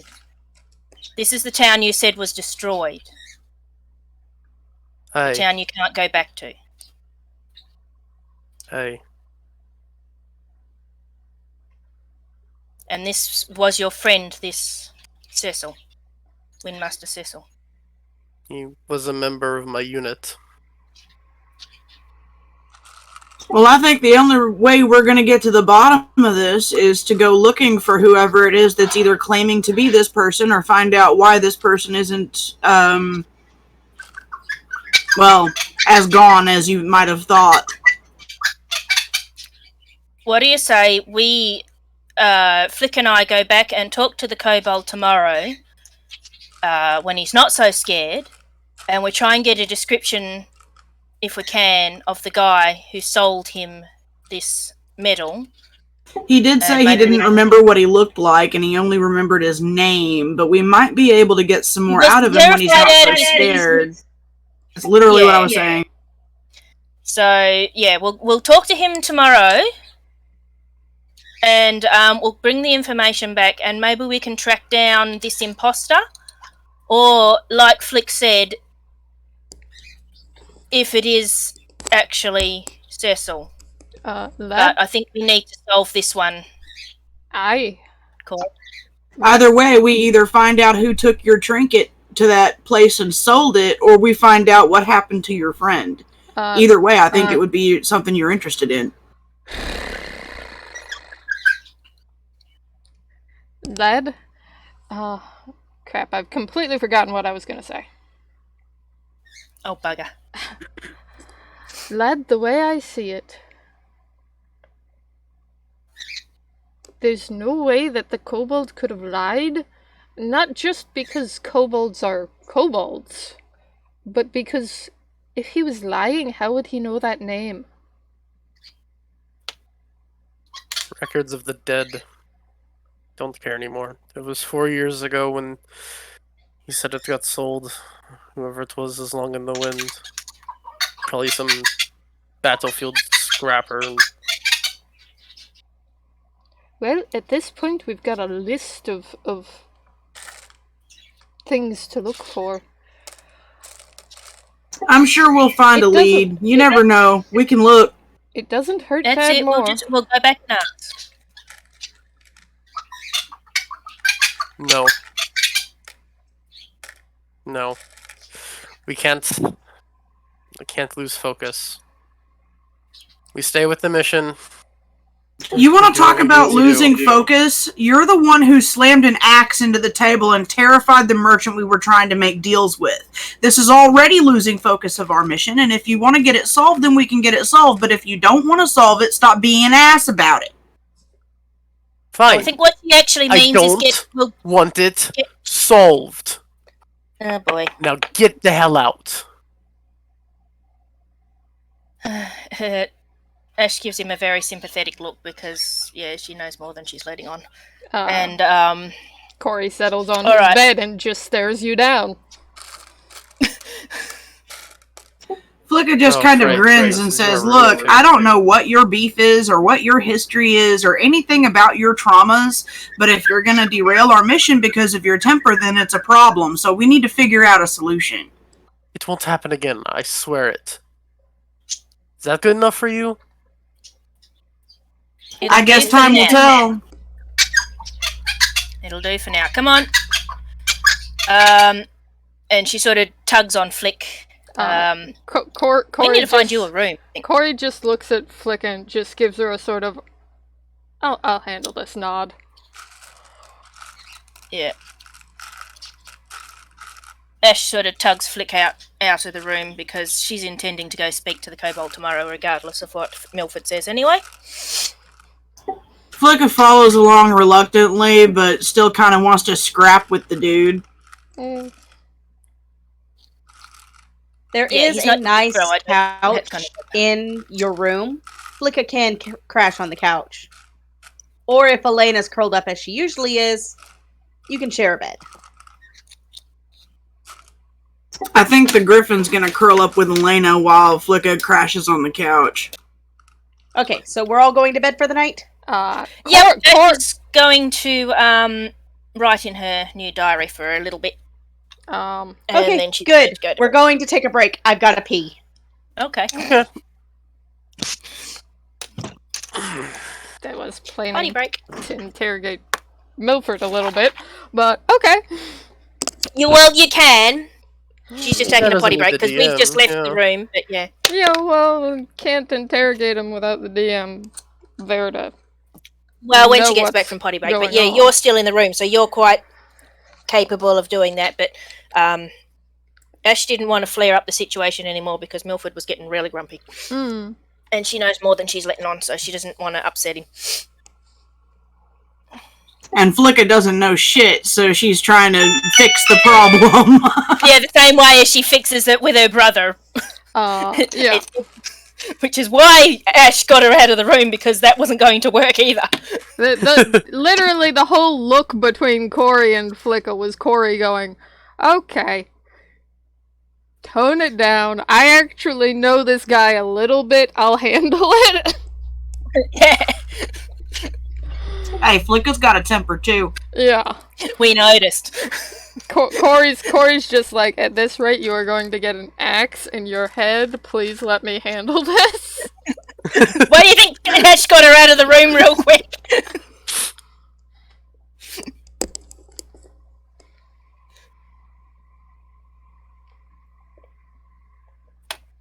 Number one, he didn't want the booze. That was a big giveaway that this was more serious. But Flikk'a has no way of knowing that, so... Yeah, but that's why Ash was like, move. If Corey can deal with it, Corey can deal with it, but she's more interested in diffusing it at the moment, because he's a powder keg going to go off. And yeah, you can't push him like you can push Corey. Doesn't mean she ain't gonna try. Hmm. Oh, everybody's going to be trying.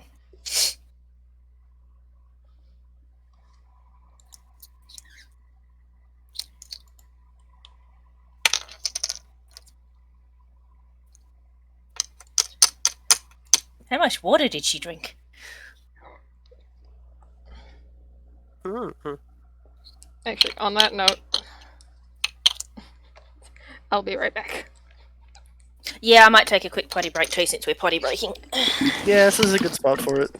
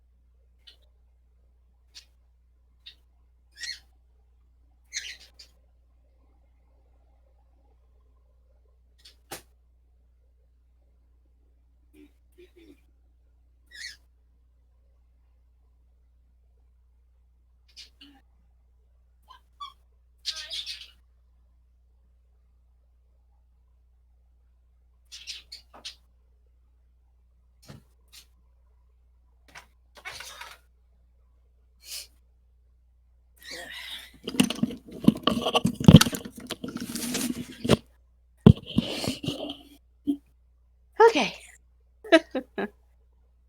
Did everyone else take a chance to go potty? Yes.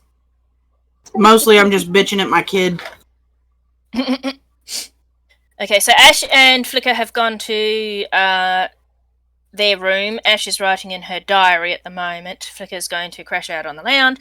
Traitor is now sleeping with Aleyna, and Corey and Milford are still awake in their room. And resume.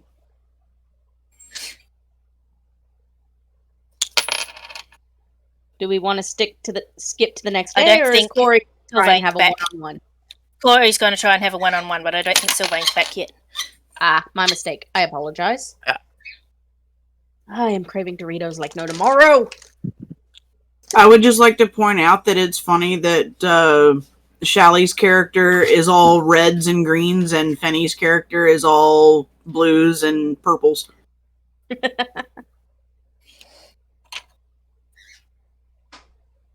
You're the red to my blue. You're the green to my purple. And then there's Aleyna, who is black, purple, and gold. But now you have a transparent PNG you can use for when you're in tiny form. That's her mother. She's actually a little bit different. We've got tokens. Shally beat you to it, I'm afraid. She's Well, a little I bit freaking tried. different. I appreciate it, hun. Difference between her and her mom is she's got wolf paws, and her markings aren't nearly as pronounced. She's still fraffy. She is very frappy, and she hates being referred to it as it. Most fraffy things do. But yeah, I love how it's going so far. I'm very glad I could just back off and let y'all have a moment. And I gotta say this right now, Devon, I'm adoring how you're handling Milford. I love this. Yay. I like Oh all my the God, I'm characters. tired. They're awesome. The only constructive input that I can offer on this, and it's by far coming from a place of care, try not to murder Hobo. He won't murder Hobo. He's just pissy. No, believe it or not, Milford is actually a very well-trained and disciplined person. Hard to tell from what I've seen. Yeah, you just wouldn't know it. And actually, really, none of the party would really know it outside of, like, his combat. Yeah, So naturally, Flikk'a would be concerned because we don't need someone in our group giving the rest of us a bad name and banning us from facilities. That's it. So far, he's tried to shake down Riften, which failed. He's put an axe through the table of a tiny little kobold and scared the shit out of it. And he's now had a sulky grump in his room. And this is what Flikk'a's seen. Yeah, that's fair. Yeah. He's like he's an angsty teenager, and Flikk'a's just not having it. Womp womp. I'm back. Welcome back. Okay, so the current situation is Ash and Flikk'a and Aleyna are in their room. Ash is writing in her diary, and Corey and Milford are still awake. So if you two are going to have a conversation, I am muting myself. ...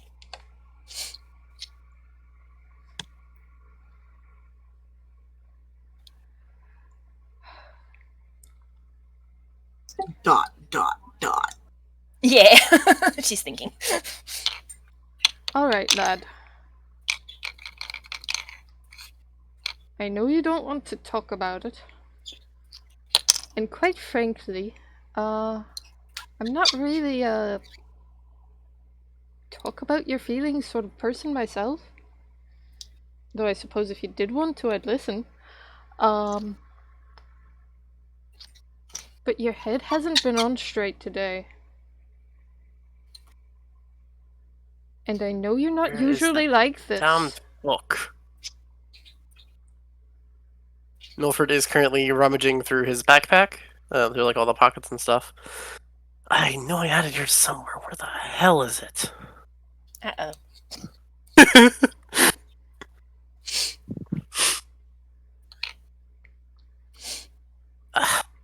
But damned. Lad, are you actually listening to me, or are you focused on whatever's missing? What? He looks up at you. What? Is something missing? You seem to be having some trouble over there. Just a book. Nothing big. I can remember what was in it.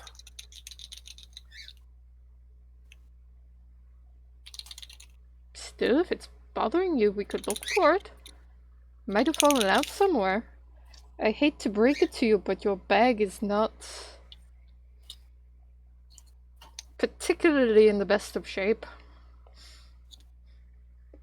He holds it up. You can see holes where like firelight is coming through the holes, basically. He's like, I guess it's seen better days. This was issued to me after I got out of training. You may want at least to get patches for that. I'd suggest a new one, but if you've kept it this long, it must have sentimental value. I got it when I was given my first command. But that's not important.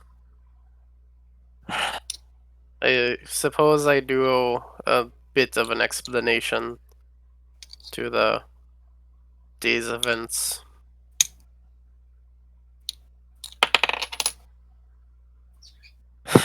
How much do you know about Hades Rangers?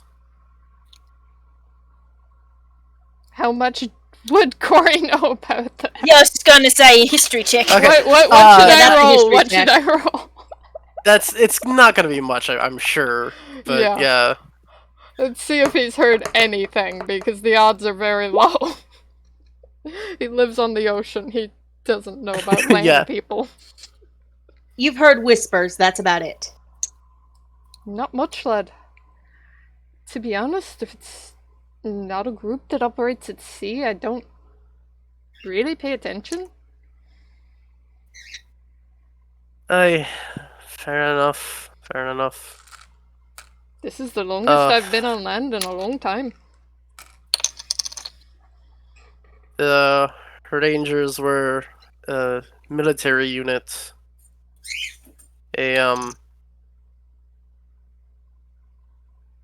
Not quite. I guess you could call them irregular forces. Skirmishers mainly. Well, sounds more interesting than the regular forces, at least. Yeah, I suppose you could say that.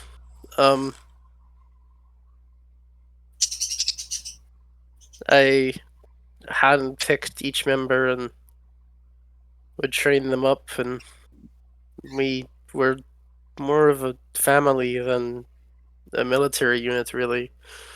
So this I'm was your sure crew you then? know. I know a bit about that. I'm sure you know combat makes brothers of us all. Um,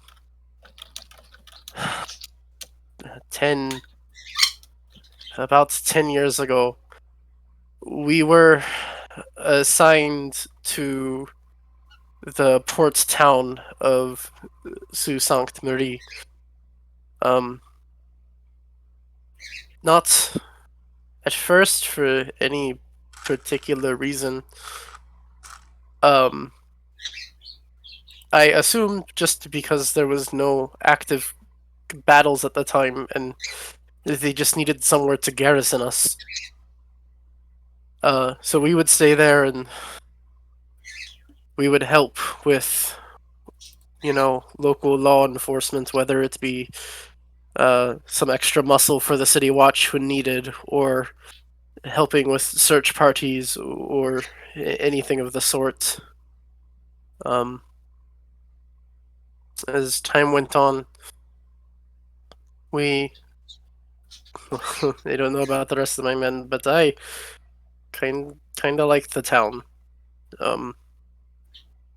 Suppose in another life, if I hadn't been living the life of a warrior, I would have lived there, farmed the land, got myself a nice little, house in the forest, or whatever the hell it is civilians do. At that comment of what the hell civilians do, Corey's just making a face of, I have no idea. Now I'm wondering. What do normal people do? What do people do? Yeah.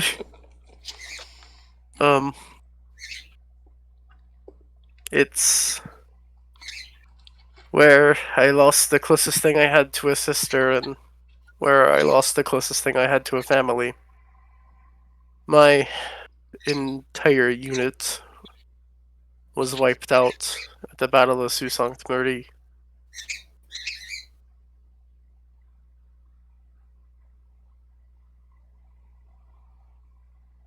Are you sure you don't want the wine, lad? I'm sure. Hmm. For better or for worse, I need to stop drinking so damn much. I need to pay more attention. I need to be on guard again. I can't lose them again, Corey. I can't. Lad, Can't go through that again. we're not going anywhere. They weren't either. Until they did. I have to admit I know a thing or two about that.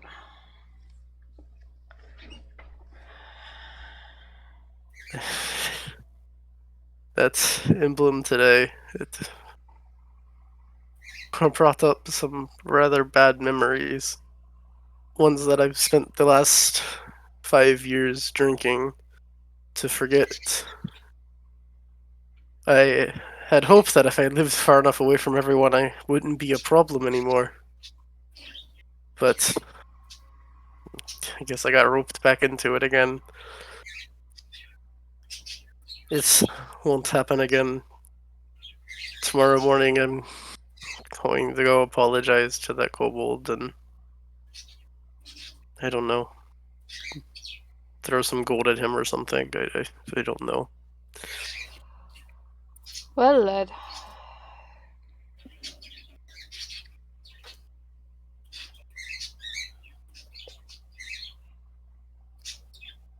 I get the feeling the others want to figure out how that medallion got there.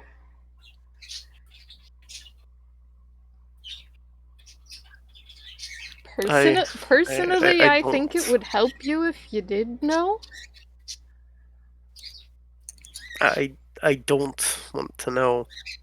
But I can understand wanting to put it away. Was the worst moment of my life. I don't want to relive it in any sort. If there's even a chance that one of my units survived, I don't want to know. I don't want to have to explain to them why I couldn't save the others. I don't want to have to explain to them why they lived and the others died. I don't want to have to explain to them why I lived and the others died. I don't want to know. I just... I would think that anyone involved in a unit like yours would understand that sometimes war is simply like that. Battle is simply like that. 4 separate times by Sanctum High Command.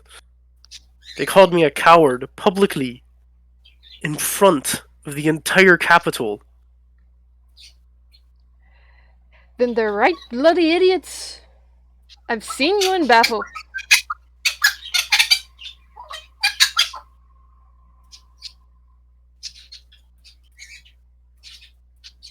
You're many things, lad, but coward isn't one of them. Good things and bad. Certainly more of a drunk than I am, and you're right that is worrying.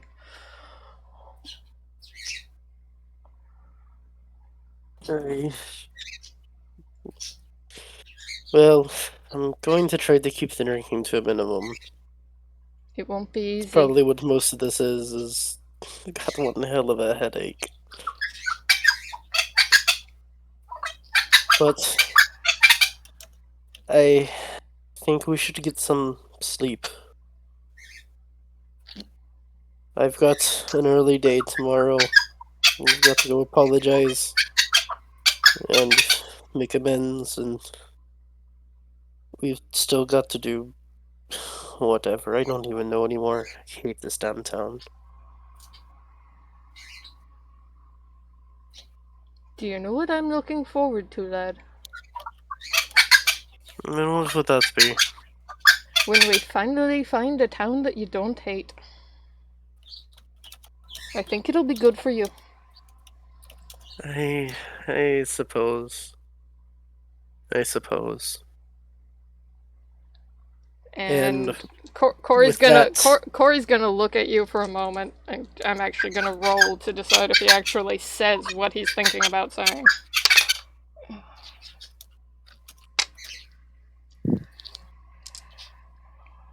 Bit of a... You told me your issues. I'm not willing to tell you the whole story. But if you want to know why I was so off earlier, you're not the only one who knows a thing or two about loss. I found something that reminded me of someone I knew a long time ago. So I understand.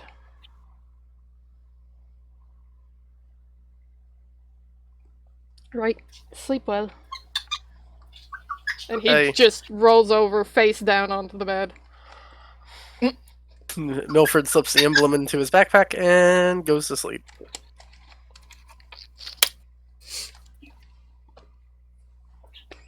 For y'all, the night passes. Some dream well, some have a nightmare. What time do you actually fall asleep, Ash? She's written quite a lot in her first entry, probably long enough that somebody's complained about the lamp still being on.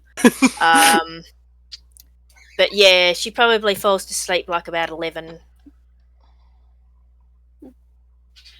You notice Aleyna kind of tossing and murmuring under her breath.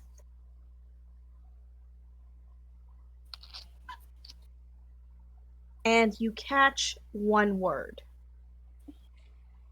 If you were paying attention in the drunken dodo, this name was said by Bowen as well when she snarled at him.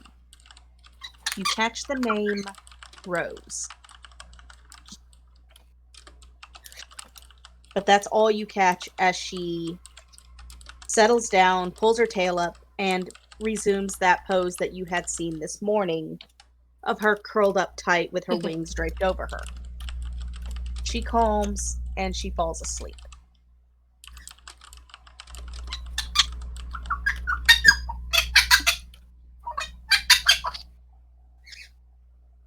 Cute.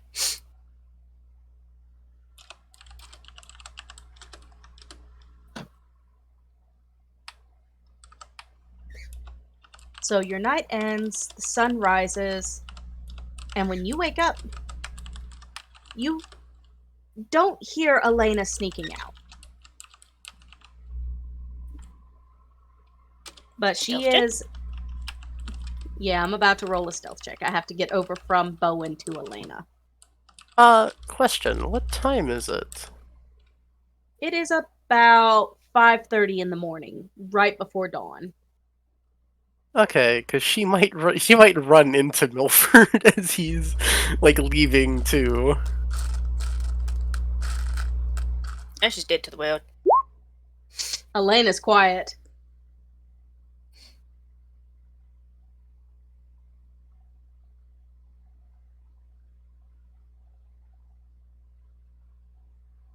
Aleyna is sneaking out because there is a spot behind the dodo where Aleyna can meet her brother. She has her scythe with her. She had it You're just going when to y'all say, went damn back. woman sneaking up again? Well, this is a more personal thing. Yeah, but damn We woman literally sneaking up have again? one rule: don't sneak off. What do? Sneak off. Yeah, so the question is, does she run into Milford? Not run into, but I'm guessing she goes downstairs and like out through the front because it's like the only Yeah. way you can get out, really. Yep. She sees him shrugging his cloak on. And what do you think you're doing, lass? I want Milford to make a perception check at advantage due to the hangover. Or lack of a hangover? He didn't drink. He doesn't have hangover. Lack of a hangover. Yeah, he's giving up, which probably is worse than a hangover. He's got withdrawal. Not that helped any. Yeah, he's got withdrawal. Milford does better drunk, but I don't want him drinking anymore. I will give you this. You do hear the door shut, and you know there's not many people at the nest right now. He shrugs it off and he goes to do his thing. He's got better things to do. I guess, kinda. Alright, so the sun fully rises, the rest of y'all wake up. What do you do? Look over, see that Aleyna's gone, and go, oh shit. Flikk'a! She's done it again! What? I'm like, what? Look over, see that Milford is not there. Hear the yelling from the next room.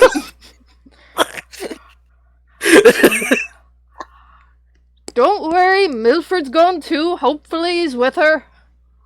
Hopefully. Oh, never mind. We should find them. Yeah, that doesn't reassure me right now. She yells back. She pokes Flikk'a again to make sure she's awake. Yeah, Aleyna's wandered off again. And you see the drool streaked up the side of her face.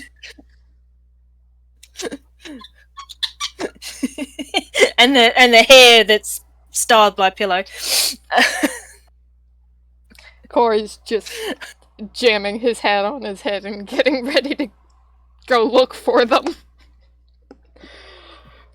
Comes out of the room, knocks on your door. Right, we should probably find them. No kidding. She finishes putting on her armor. Pokes! Did she Fenni take has- Trader with her? No. I doubt it. Because Trader was sleeping in the same bed as her and probably wouldn't have wanted her to leave right away. Trader is still asleep on the bed. Okay. Trader did He's not wrapped up move. in the warm blanket. Trader just snuggled deeply into the spot she was at and just, my warmth. Yeah, he's a cat. Boy, you're useful, aren't you? Opens an eye at you and just kind of gives a noise. I think some retraining will be in order. Seems spoiled him. He doesn't give you the time of day anymore.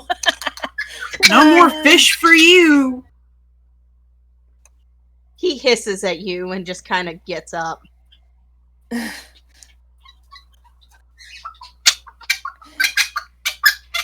Maybe that's a problem. Maybe you need to feed him more fish.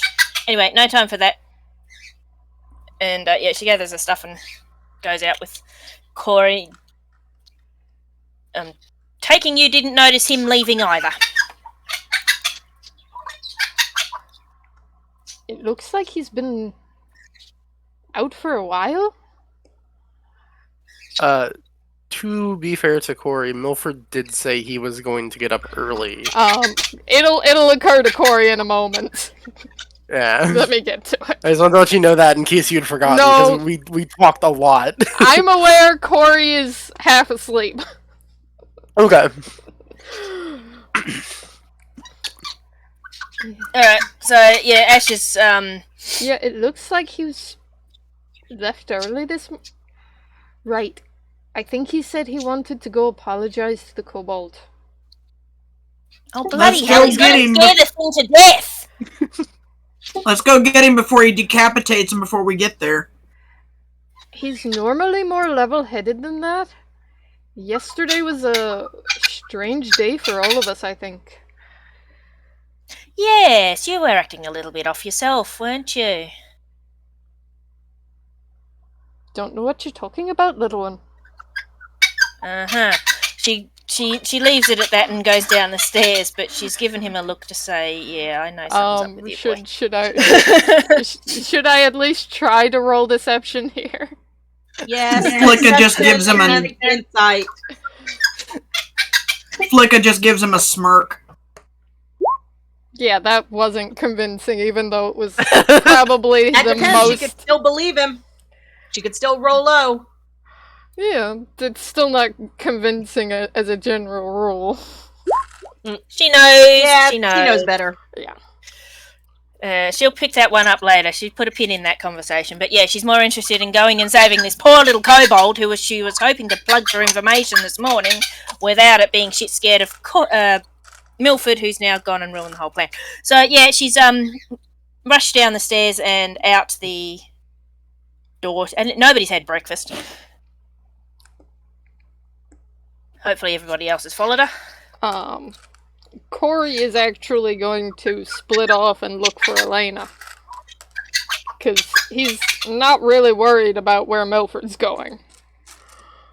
Yeah, well, we know where Milford's going, and Ash is trying to stop him, and yeah, so you go that way. Milford's we'll go adventures haven't led to anything horrible yet. Aleyna's has. Yeah. Yet being the key word. Yeah. Alrighty, Flikk'a, let's go. I'm So, following. I think, should we go to Seams first and see if we can pick up that dog skin? Because we're heading to the market anyway.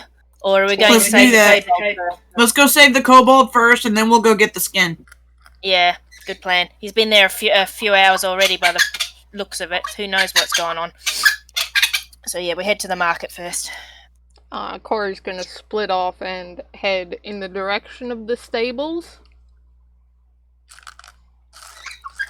Alrighty, so you're splitting the party? Yeah, again. Even further, because two of the party have wandered off. It's now in 4 groups. At this rate, we're gonna put a leash on Aleyna. Wrap her up in bubble wrap and throw her in a box. Yeah, Milford had the idea of just like a hog tying her and throwing her over his shoulder. It's any time she didn't get into trouble. Alright, so where is everyone as of this current moment? Mark on the map. Okay, we've entered the market district, which... Yeah, Corey's heading over. I had... I am pinging This the way. market. Okay, so we're here. I'm wherever Mysfytt is. Corey's plan is to check the stables first and then the dodo, on the assumption that she probably wandered off to go see Bowen again. Alright, so where are you in relegations to the stable and the dodo?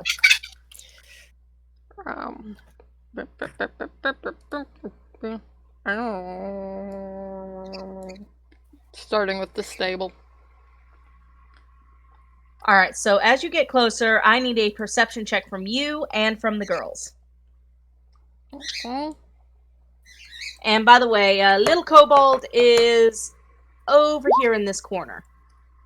Okay. Where? I didn't see that.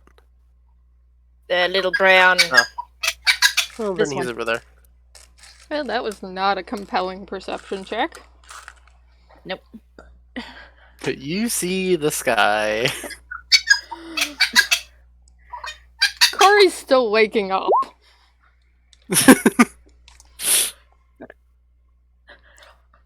Apparently so is Flikk'a. It's Alright, an Ash, early it's up warning to you. for everyone. Yay! Okay, Ash, you remember where the kobolds area is, and to your surprise, Milford's there, but the kobold is not. What? Oh, great, he's eating him. Scared him off. And Corey, as you get closer, you start to dimly hear sounds of fighting, and the monsters, like the Odogaron, the Gyros, the monsters that you had seen stabled, including Slink, are at the gate, just kind of leaning on it and watching. Oops. Watching to what's behind the drunken dodo. Oh boy. Give me a second. My treats have arrived. So whatever's going on there, they've got an audience.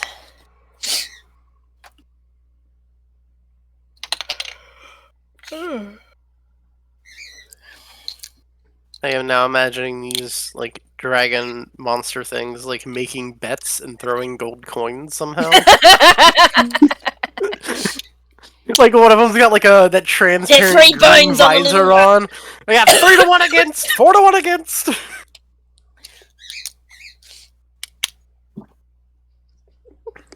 Sorry, Shannon needed caffeine.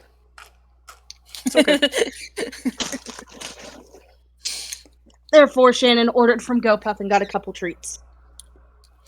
That's alright, you get to find out what we got up to while you were gone when you listened to the video. Lord have mercy. You can't leave us alone. Like, you can't leave our characters alone, and you can't leave us alone. Otherwise, shenanigans will I'm happen. learning. I learned. Okay, so Not even shenanigans so much as just smartassery. I'm looking forward to that. Though realistically, occasionally it's shenanigans, as evidenced by, if you leave me alone, I label things. Such as the fun ship of Yes, regrets. I'm aware.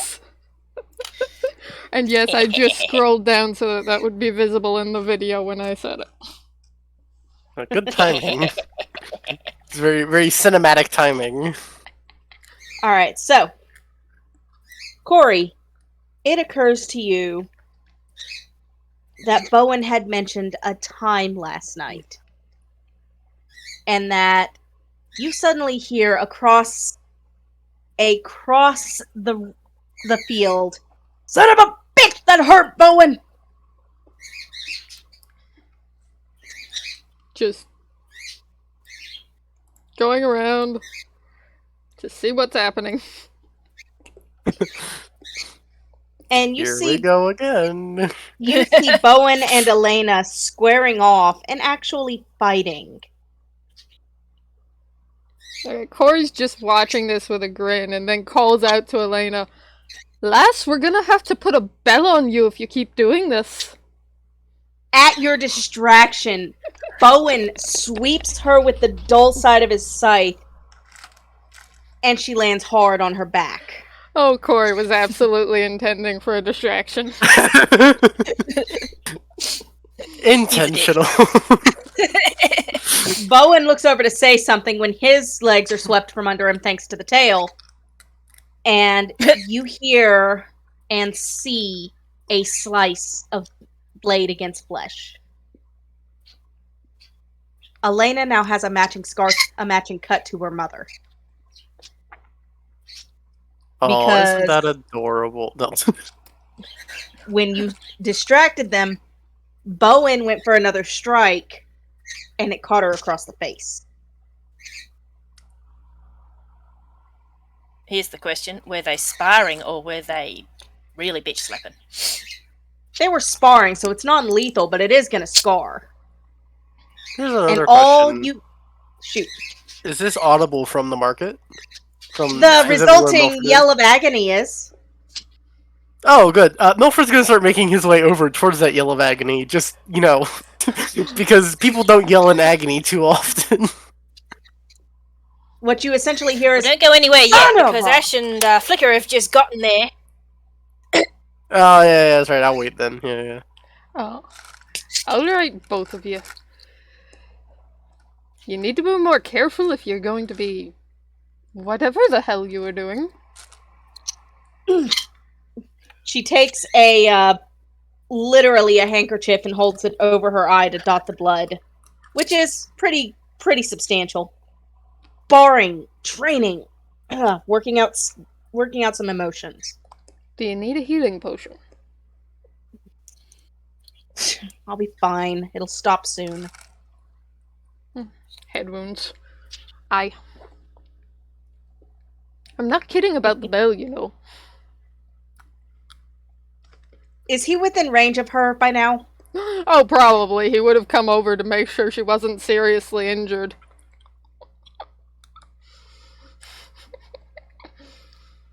Yeah. You get a very heavy slap from her tail upside your head. Ouch. Should have seen that coming, I think. Ow. Obviously not, or you would have dodged. Yep, that's normal. Like, That's what have I told you about giving me concussions?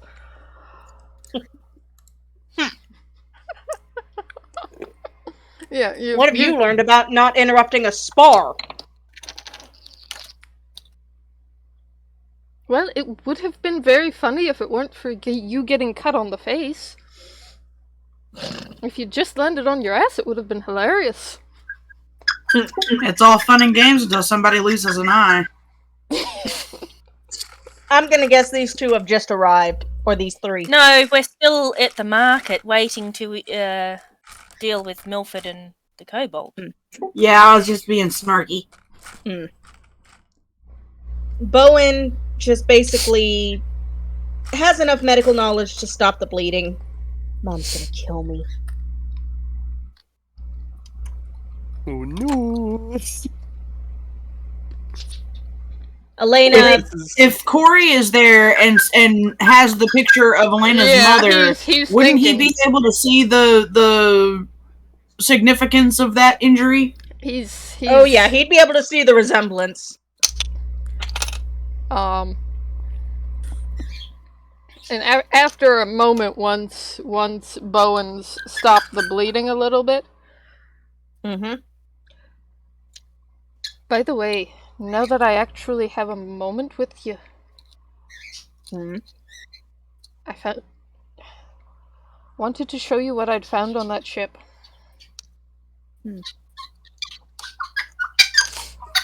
This Forgive the crunching.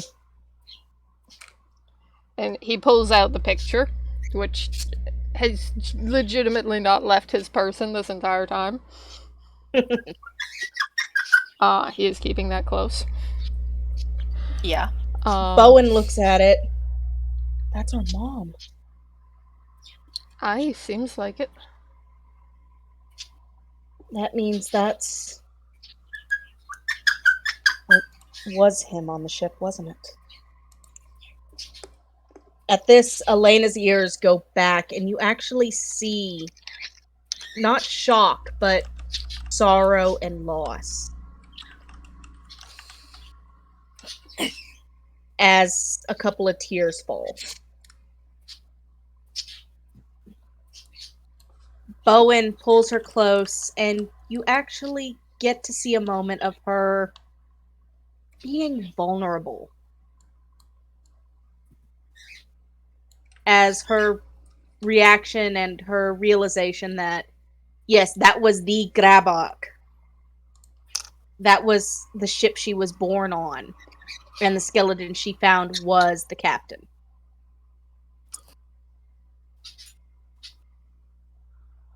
Her childhood is now what little of it she actually got to have. Knowing that her escape is gone, it hurts. It genuinely hurts. Bowen looks at Corey and just gives a very thankful nod, but you can see tears glistening in his own eyes. You weren't the only pirate, Boyle. We just don't show it as much. Aye. Now, if I may, where's the rest of your group? Well, as far as I know, Milford went to the market to apologize to someone, and the other two went to the market to look for him. Then we better get going. The market will probably have some decent bandages for her. At least some better blood clotting ones. She's gonna be bleeding for a bit. You sure you don't want that healing potion?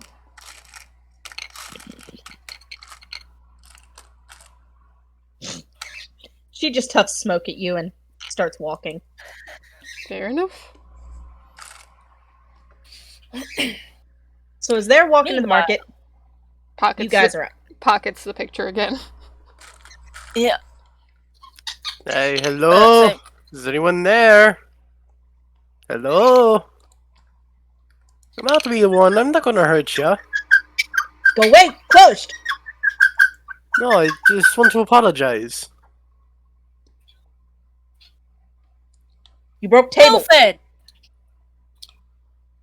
Yeah, I can pay you some gold to fix that if you'd like.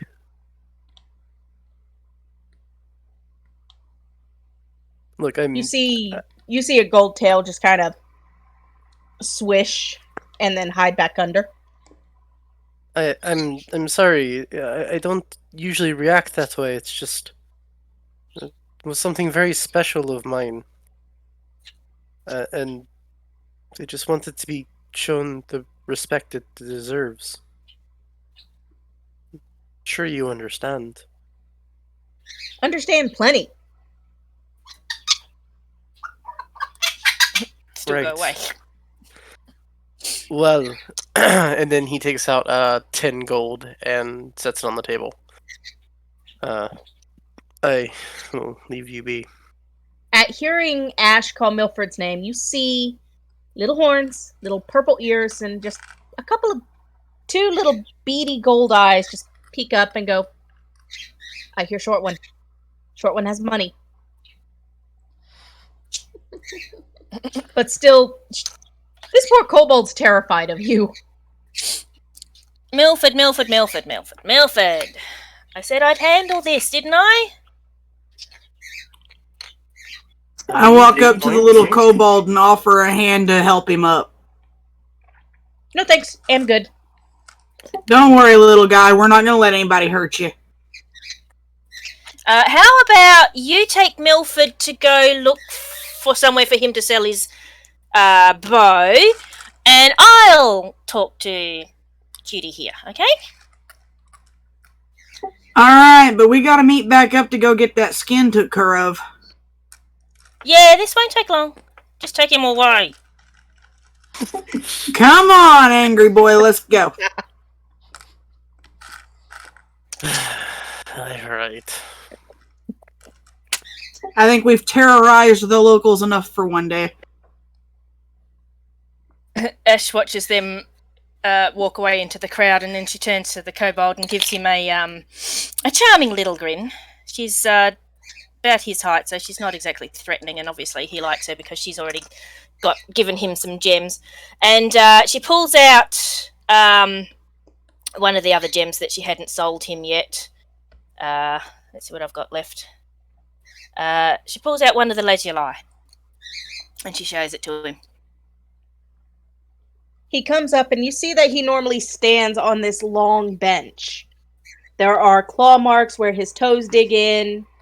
It's a very well-worn bench. He's been here for a few years. And he just kind of looks at it, slips in the magnifying lens, and just kind of... Good quality. Very good. How many you got? Just that one. But I'll let you have it as compensation for my friend scaring the scales off your butt. But I just wanted to talk to you about that because, as you could see, he is rather upset.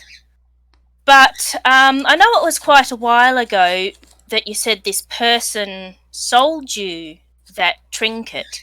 But I was wondering if you could remember anything more about them. You said their name was... damn it, forgot.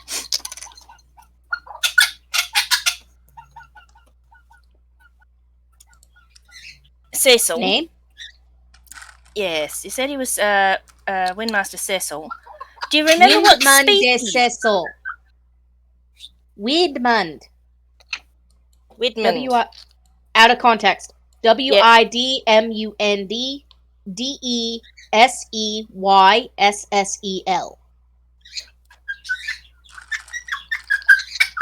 Close enough. Anyway, this Widmund, do you remember if he... what species was he? Was he male, obviously? Male. Elf. Big notch in one ear. Yeah. What clothing was he wearing? Do you remember if he was fancy? Was he dressed as a wizard? No. Black. Lots black. Really, really white hair. With white hair, do you say? Ah, interesting. So you do remember a bit. He points to the current slash on his table where the axe was. No remember.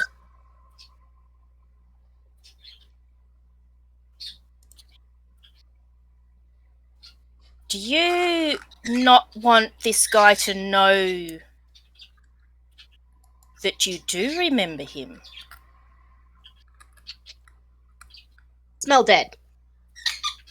Smells dead. Like he's been like around? Dead. She nods. Kobold have very good olfactory senses, so he'd know more than that. Alright, well, I do apologise again, and she gives him the lapis lazuli. It literally disappears in a flash of claws. And you see a little pouch on his wrist.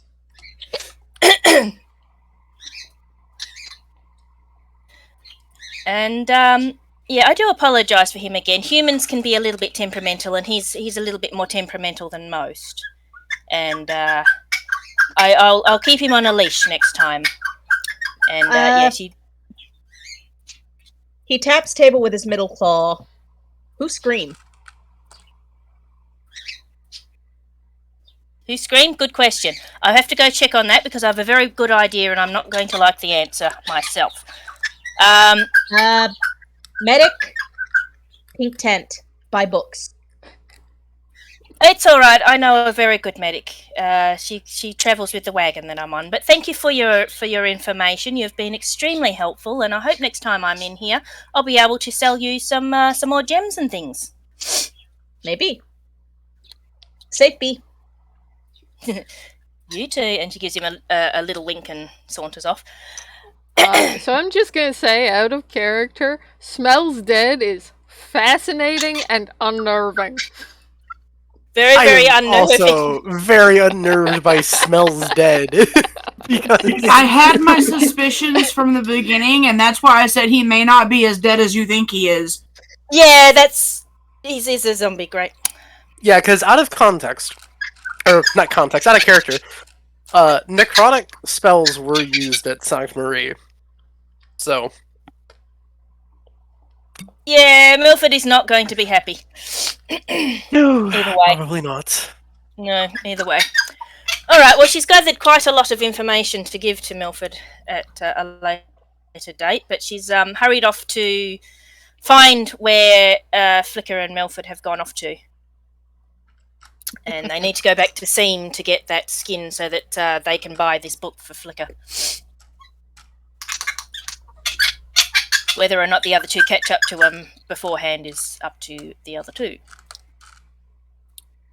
3. I'm just keeping pace with Angry Boy so he doesn't break any more shit. Milford is surprisingly, calm. He's had his tanty and now he's over it. Okay. I want to say you're wrong, but you're pretty spot on.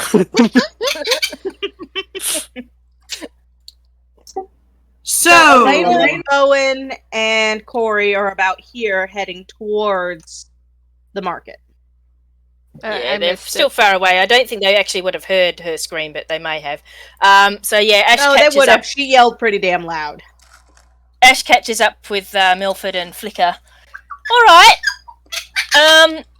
That was actually very fruitful. Oh? If costly. Yeah, he actually. Well, swung that way.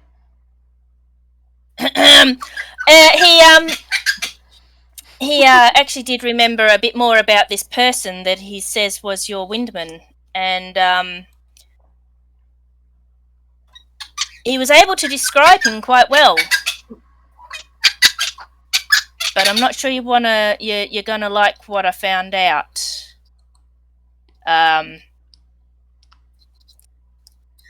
She's stalling. All right, so yeah, she doesn't want to tell him, but she does. Doing all right, get on with it. Yeah. Yeah. All right. Yeah. All right. So yeah, he said an elf dressed all in black, with white hair and a notch in one of his ears sold him that trinket, and he also said he smelled dead. And he sort of cringes. Milford goes very pale. A notch in his ear? Yes. He distinctly said that he had a notch in his ear. And I get the impression he wasn't so much scared of you as he was as scared of admitting that he remembered this guy. So kind of a forget my face sort of thing. Yeah. You never saw me. And if you did, you're going to die. Look, I know what I saw. Woodman died at Sainte Marie. So if he was here 4 years ago, that's very unsettling, to say the least. Because... oh no. Oh no. Should he roll some kind of a check to see if he actually figured that out? No, Good I'll let him question go with for this one because he's smart enough. Gotcha. Should he be rolling some sort of check to not have his brain melt down? Not this time, but with the next whammy I've got, you probably will. Oh boy. Oh Oh, no. boy. Constitution save. I don't like. Do you need to sit down? No, I'm fine, but yeah, and he is now on edge. He's got like a hand on his like one of his axes, and he is looking around, very nervously. The group actually does intersect right here before the market.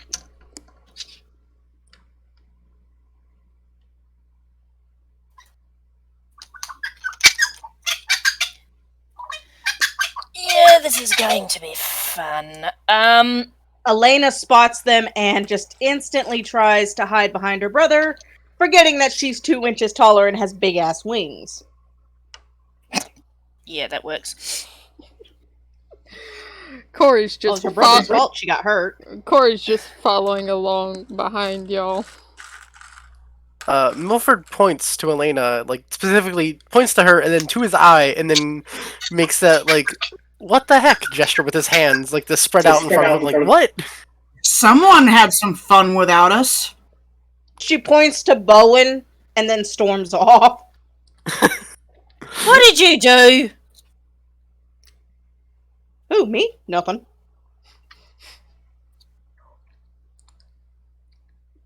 Yeah, looks like it, 2-0. And she's now torn between staying with Milford because he's now upset, and going after Aleyna, who's obviously upset, and it's like, you're making my life difficult. And I look at Bowen and say, I've heard of siblings not seeing eye to eye, but don't you think that's a little much? Corey, by Bowen the way, actually chuckles is very... and then jabs a thumb at Corey. His fault. Milford looks at Ash. And Yeah, goes, Corey was very deliberately not owning up to the fact that he had startled them while they were sparring. that it was his fault. Dumped in. Anyway, Milford looks at Ash. Yeah, Milford looks at Ash and goes, "You should probably go after her." Corey's already just following her because she's much more likely to get hurt than I am on her own. She gestures to the axes and the whole demeanor up and down of him and saying, "Are you sure?" I think the more pressing worry fine. is whether Milford will hurt someone right. else. You stay with him. Aleyna makes her way to Seams. But yeah, Corey is following Aleyna. He's reached a point where he's not entirely sure he trusts the party not to let her out of their sight. Yeah, Ash follows Corey and has gestured to Flikk'a to stay with Milford for now. Like, he likes Bowen. you all. He gets that it's not really your fault she's like this. But also, he knows that he won't let her out of his sight, so he's going with her. And Ash is going to start losing some hair if this keeps up, but yeah, she trots off to catch up. I just pat Corey on the back and go, remember, an eye for an eye makes the world blind. Just not dealing with that, vaguely amused, following Aleyna. So what, Milford and Bowen stayed at the market, did they? Or are they just ambling along behind quite happily? I guess they're just You kind can of a little always further tag back. along. Yeah, they're just ambling along. They're not in a rush.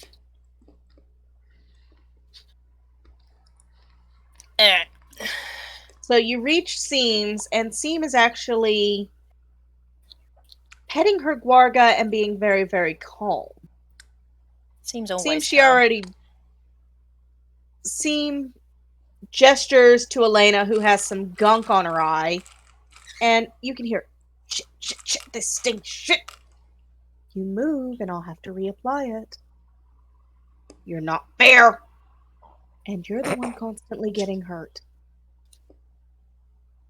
At this, Milford laughs quietly. You could have taken And the potion griffin bath. decides to go perch on the lady's shoulder. Hello, Yeah, little looking for one. more fish. Sorry, I'm out of fish right now. I should have some for lunch, though. He kind of grumble huffs through his beak nostrils and hops back over to Flikk'a all begrudgingly. She had no fish. She only had stinky goop stuff. Yeah, this goop stuff is not pleasant. It's minty smelling, and it stings like a mother hubber. Oh, It's So Listerine. It's Listerine. It's more. Yeah. It's more than Listerine, but yeah. Ash is basically fold her I'm- arms and gives her a look as if to say, you deserve that. You deserve everything you get. Or everything you've just put me through. I'm You just deserve picturing. all the trouble. I'm just picturing something. And Flikk'a being similar- Flikk'a, she just looks at the dragon lady and goes, "Yeah, that's not how you keep an eye on things." I take it you are here for your skins.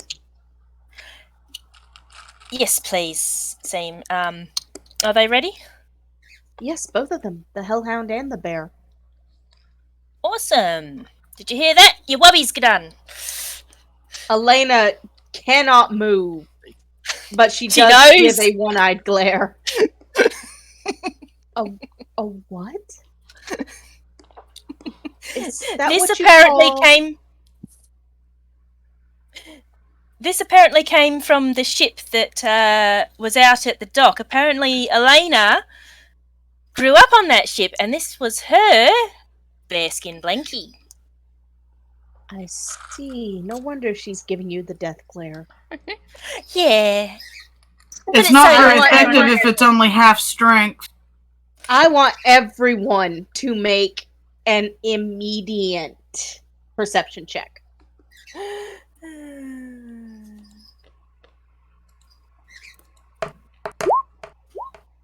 Ah, finally, a decent roll. Jesus. Ash is too busy being a smartass to pay attention. I'm too busy Oh, making yeah. puns. Hey, nat 20. I didn't realize that. Yeah, let's go. Yeah, Milford's really on the ball now. Milford and Corey. Aleyna's visible eye flashes pink. Oh, that's scary. Oh, great. As in, Milford wasn't jumpy enough already. Exactly, he's gonna set him up again. But that also means you know that you need to calm her down now.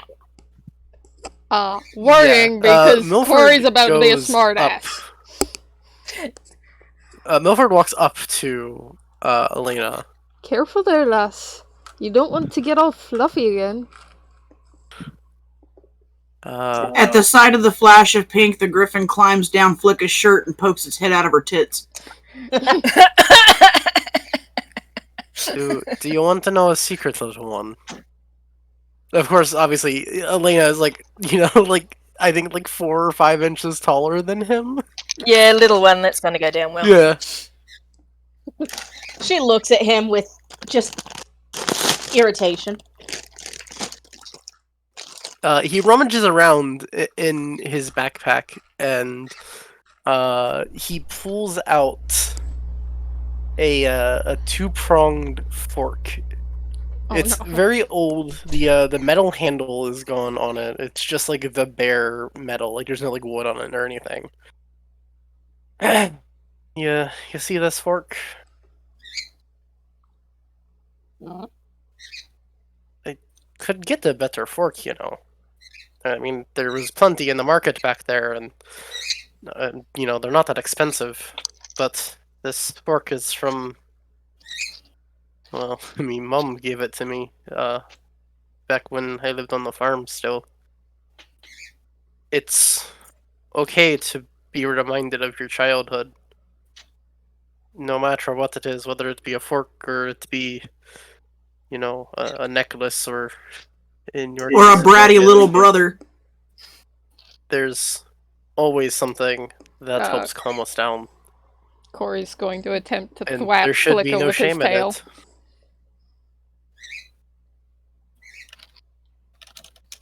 Corey's gonna do what about Flikka''s mumbling? Corey's going to attempt to thwap Flikk'a with his tail. Hey, you said bratty little brother. He's gonna be a bratty little brother. She just accepts it because she's used to it. See, it could be worse. Actually, you could be related to them. Gonna see if he actually. He actually chuckles. It's bad. Ash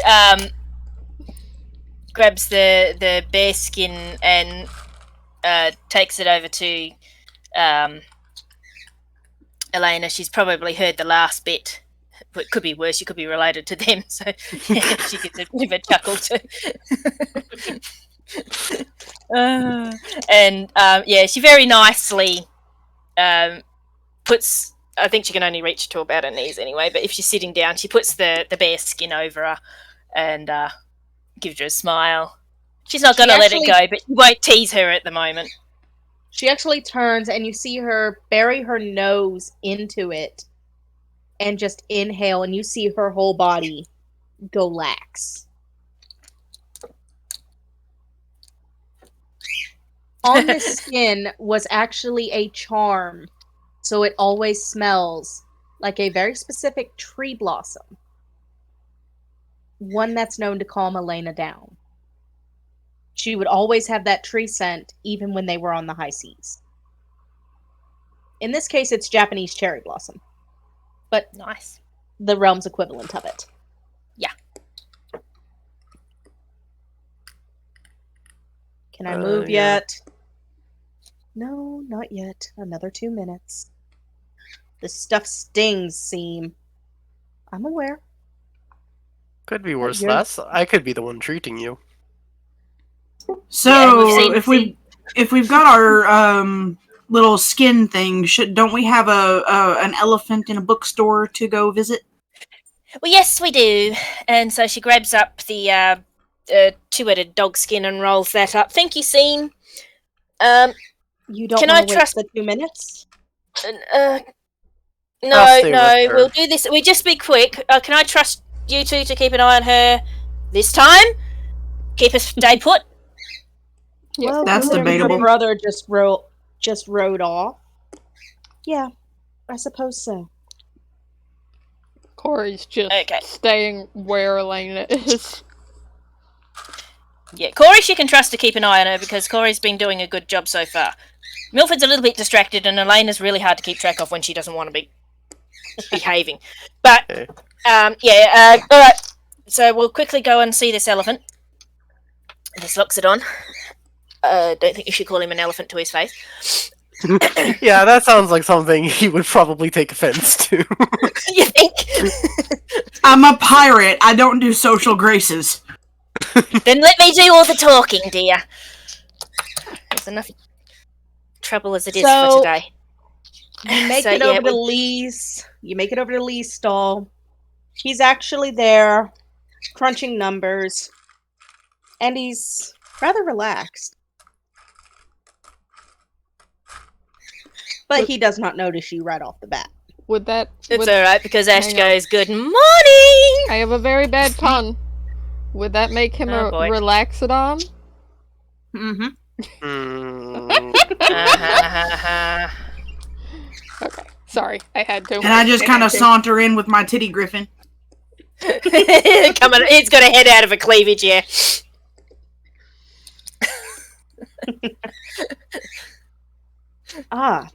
You came back. Where's the skin? Yes, we did. And she unrolls the fine black two-headed dog skin. One hellhound, as promised. Finest quality, best tanner in the whole district, as you can see. It is indeed fine quality. The 150 gold? I'm pretty sure we marked it down to 50, didn't we? Yes, you did. Nicely done. So it has been a day. I hand my gold purse over to Ash because that's literally all I've got is 21, so. Alright, so Ash will hand over the, she'll grab the 21 and then hand over 50. So hang on a minute while I, okay, so we'll add 21, and then we'll take away 50. Yep, there we go. And, yep, she trades the skin, gets the book, and hands it over to Flikk'a with a smile. I take it with a grateful nod, and I look to the storekeeper, and I say, is there any history or any information you can give me about this book? I can tell you it belonged to a traveling magician. That's definitely Was helpful. dressed all in black, was he? No. That's okay. Was he a Was that wandering exactly- performer, or... No, he just liked to help people. Very nice. I appreciate your help. So I'm going to examine this book. Do I need to roll something?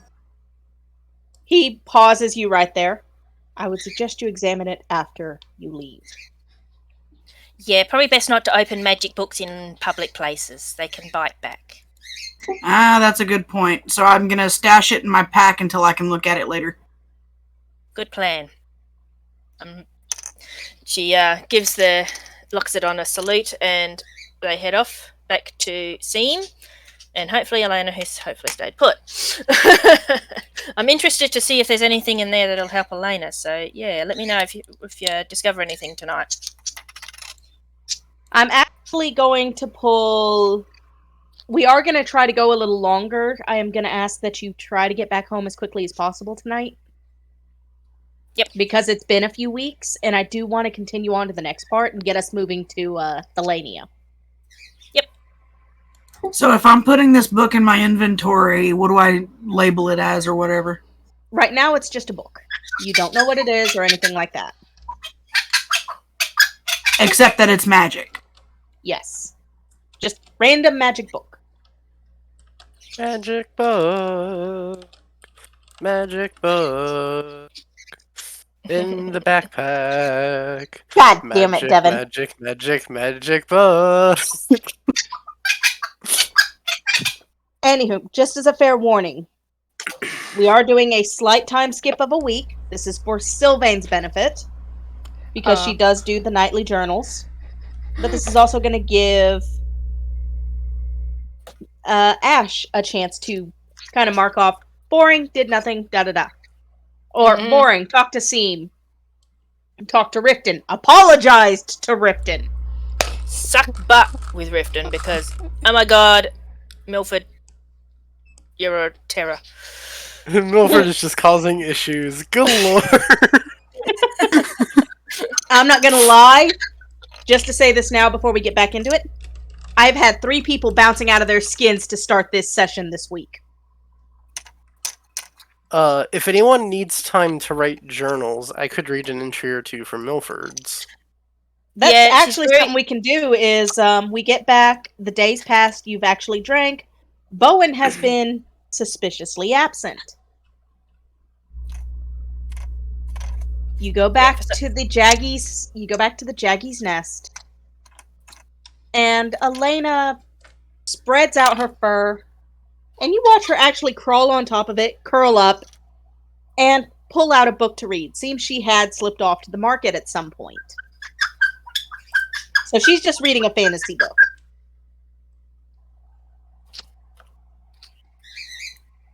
And this will be your night for the next 6 or 7 nights. Aleyna has been forbidden from training with her brother until her eye fully heals, which will take the rest of the week.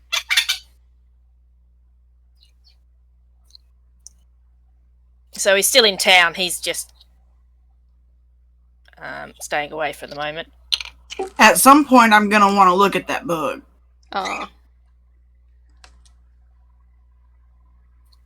So when you say Bowen is fairly absent, would Corey be able to find him to seeing his seeing his flirting is completely a non-go. Just hang out with Slinky. Yes. So yeah, Corey's gonna spend some time during the week hanging out with Bowen and Slinky. Just You can even go on a few more rides on Slinky, some of them even on your own. because Flikk'a's probably going to wander off and research that book and try to learn about it. Alright. So, do we want to go ahead and hear a couple of entries before Shelly has to go get her mom? Ash would definitely have been reading some of Milford's diary, which she still has in her pack. She can't get to Corey's diary, but she's definitely going to be reading Milford's. Alright. Begin. Okay, I will read. Let's see. 1, 2, 3. oh come on, I will read 10. 6 because most of them are pretty small. January 1st, 1530. It's a new year, which means absolutely nothing to me. Wars don't listen to years, and that's all I've ever really known. Though, seeing the city has given me hope that maybe, just maybe, I can find a life outside of war. A life where a new year does matter and brings new hope and prosperity to people. The Beifong Winery gave us a few bottles of Port 1520 to celebrate, and celebrate we did. My rangers and I put the shit show of year that was 1529 behind us, and we looked forward to the new decade. Here's to the 1530s. May they be better than the last. January 20th, 1530. Finally, I found this damned thing. Turns out, if you leave your book at the bottom of your footlocker, it tends to get lost for a few weeks. January has been rather quiet here in Sancte Marie, with most of the town working to get through the winter. Food for me and my rangers has consisted mostly of soups made of winter parsnips and foraged root crops. Needless to say, we are looking forward to spring. To think I miss the days of dandelion soup and stinging nettle tea. February 13th, 1530. I've received an urgent communique from Army Command today. It's an intelligence report that the Shadowfell has begun mobilizing a small naval force. Given our location, it's been suggested that Sancte Marie is a target for naval bombardment, or possibly even a full-scale naval invasion. I've been notified that our garrison here is to be supplemented by 2,300 soldiers from the regular Army Corps. My rangers are, yet again, to be relegated to domestic and security patrols. Grunt work. Needless to say, it sucks. March 1st, 1530. I hate regulars. Sticklers for rules. The most they get trained in is how to march and wear a pretty uniform. I remember running to a regular once a few years back that was on patrol with an unstrung bow. Unstrung! They drone on and on about orders of battle and rules and regulations. They're no fun off-duty either. There are over 2,000 soldiers in this city right now, and the bars are quiet. Just the locals and sometimes my rangers. We provincial militiamen are supposed to be the untrained ones here, but I don't know. These guys are pretty horrible. March 10th, 1530. I'm glad to see the first buds beginning to form again on the trees. Spring is coming, and with it, life is returning to the city. The snow is melting, and the temperatures are slowly getting warmer. Despite the sunshine and first whispers of spring air returning, the air in the city is uneasy. The regulars have been here for almost a month, and they're doing nothing for the morale of the townsfolk, or for my rangers. We're treated as subclass. If only these little pups know I hold more kills than most of them combined. Still, I keep my eyes on the ocean. Keep watching. March 15th, 1530. Ash, you notice this page is smeared with blood, as if the writer had bloody hands when he wrote this. It happened. In the early morning hours on the 14th, 2 Stormbreaker galleys slipped into port, and masked soldiers began a raid on the dockyards of Sancte Marie. They would have gotten away with it in complete silence if a panicked regular had not managed to fire off an attack flare, purely by accident. My rangers were first to respond, camped only a few blocks from the attack. It was chaos. The invading force wasn't organized at all for a naval raid. They weren't carrying the right weapons.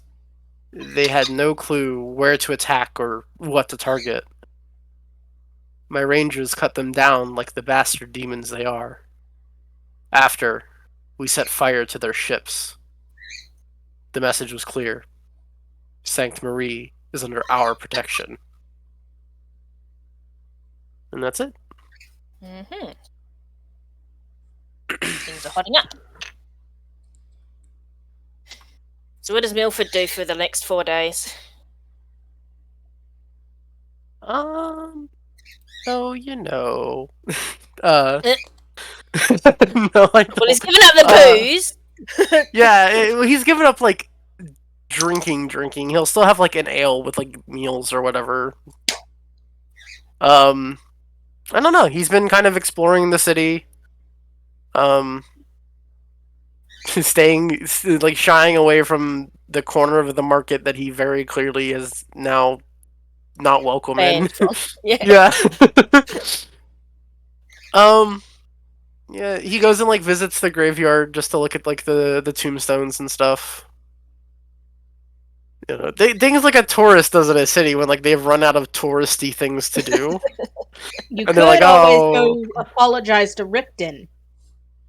Oh, yeah, he could.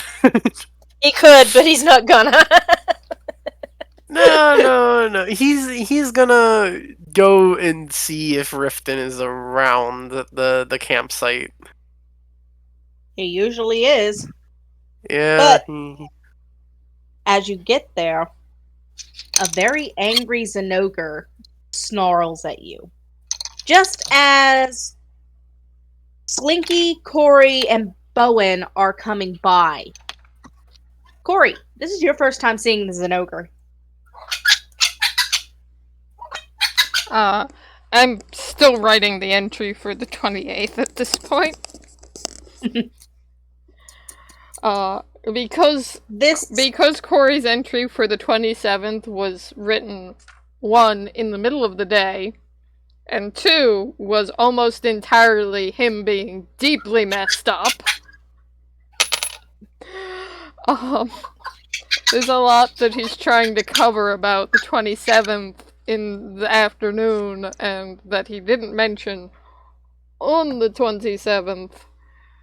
You might want to write this little note then, because this is the 30th of October. It's right before Halloween, and this is when you meet the Zenogre. I've got it that it'd be the 27th, because if it's the day, 28th. Yesterday was the 27th that they ran around and did all this. The 28th, yeah, like I said, this is over the week. This is over the week. The 29th, he meets the Zenogre. Yeah, 27th was the ship. And then the beginning of this session where we went through the afternoon. 28th was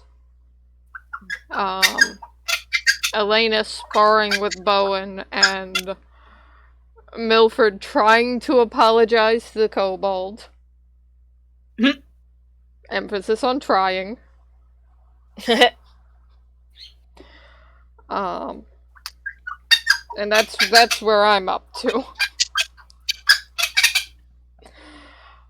Is what Corey would be writing the night after sitting there with Aleyna while she attempts to cope with having to sit still for a few minutes with goop on her face.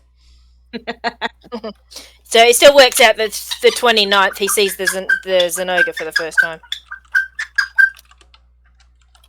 And you'll have about half an hour to work on the rest of the entries while Shally gets her mom in about 15-20 minutes. But yeah. So leading up to the caravan getting ready to leave, Seam has produced a shit ton more potions.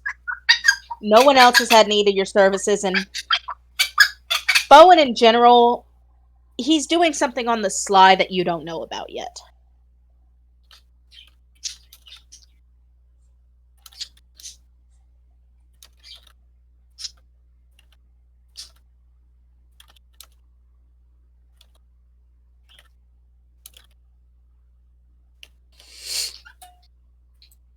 Yeah, like I said, Ash basically apologises to Riften, checks up on the progress of their upgrades of the wagon.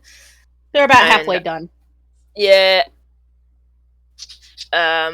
Checks up on Franklin and Buffhead.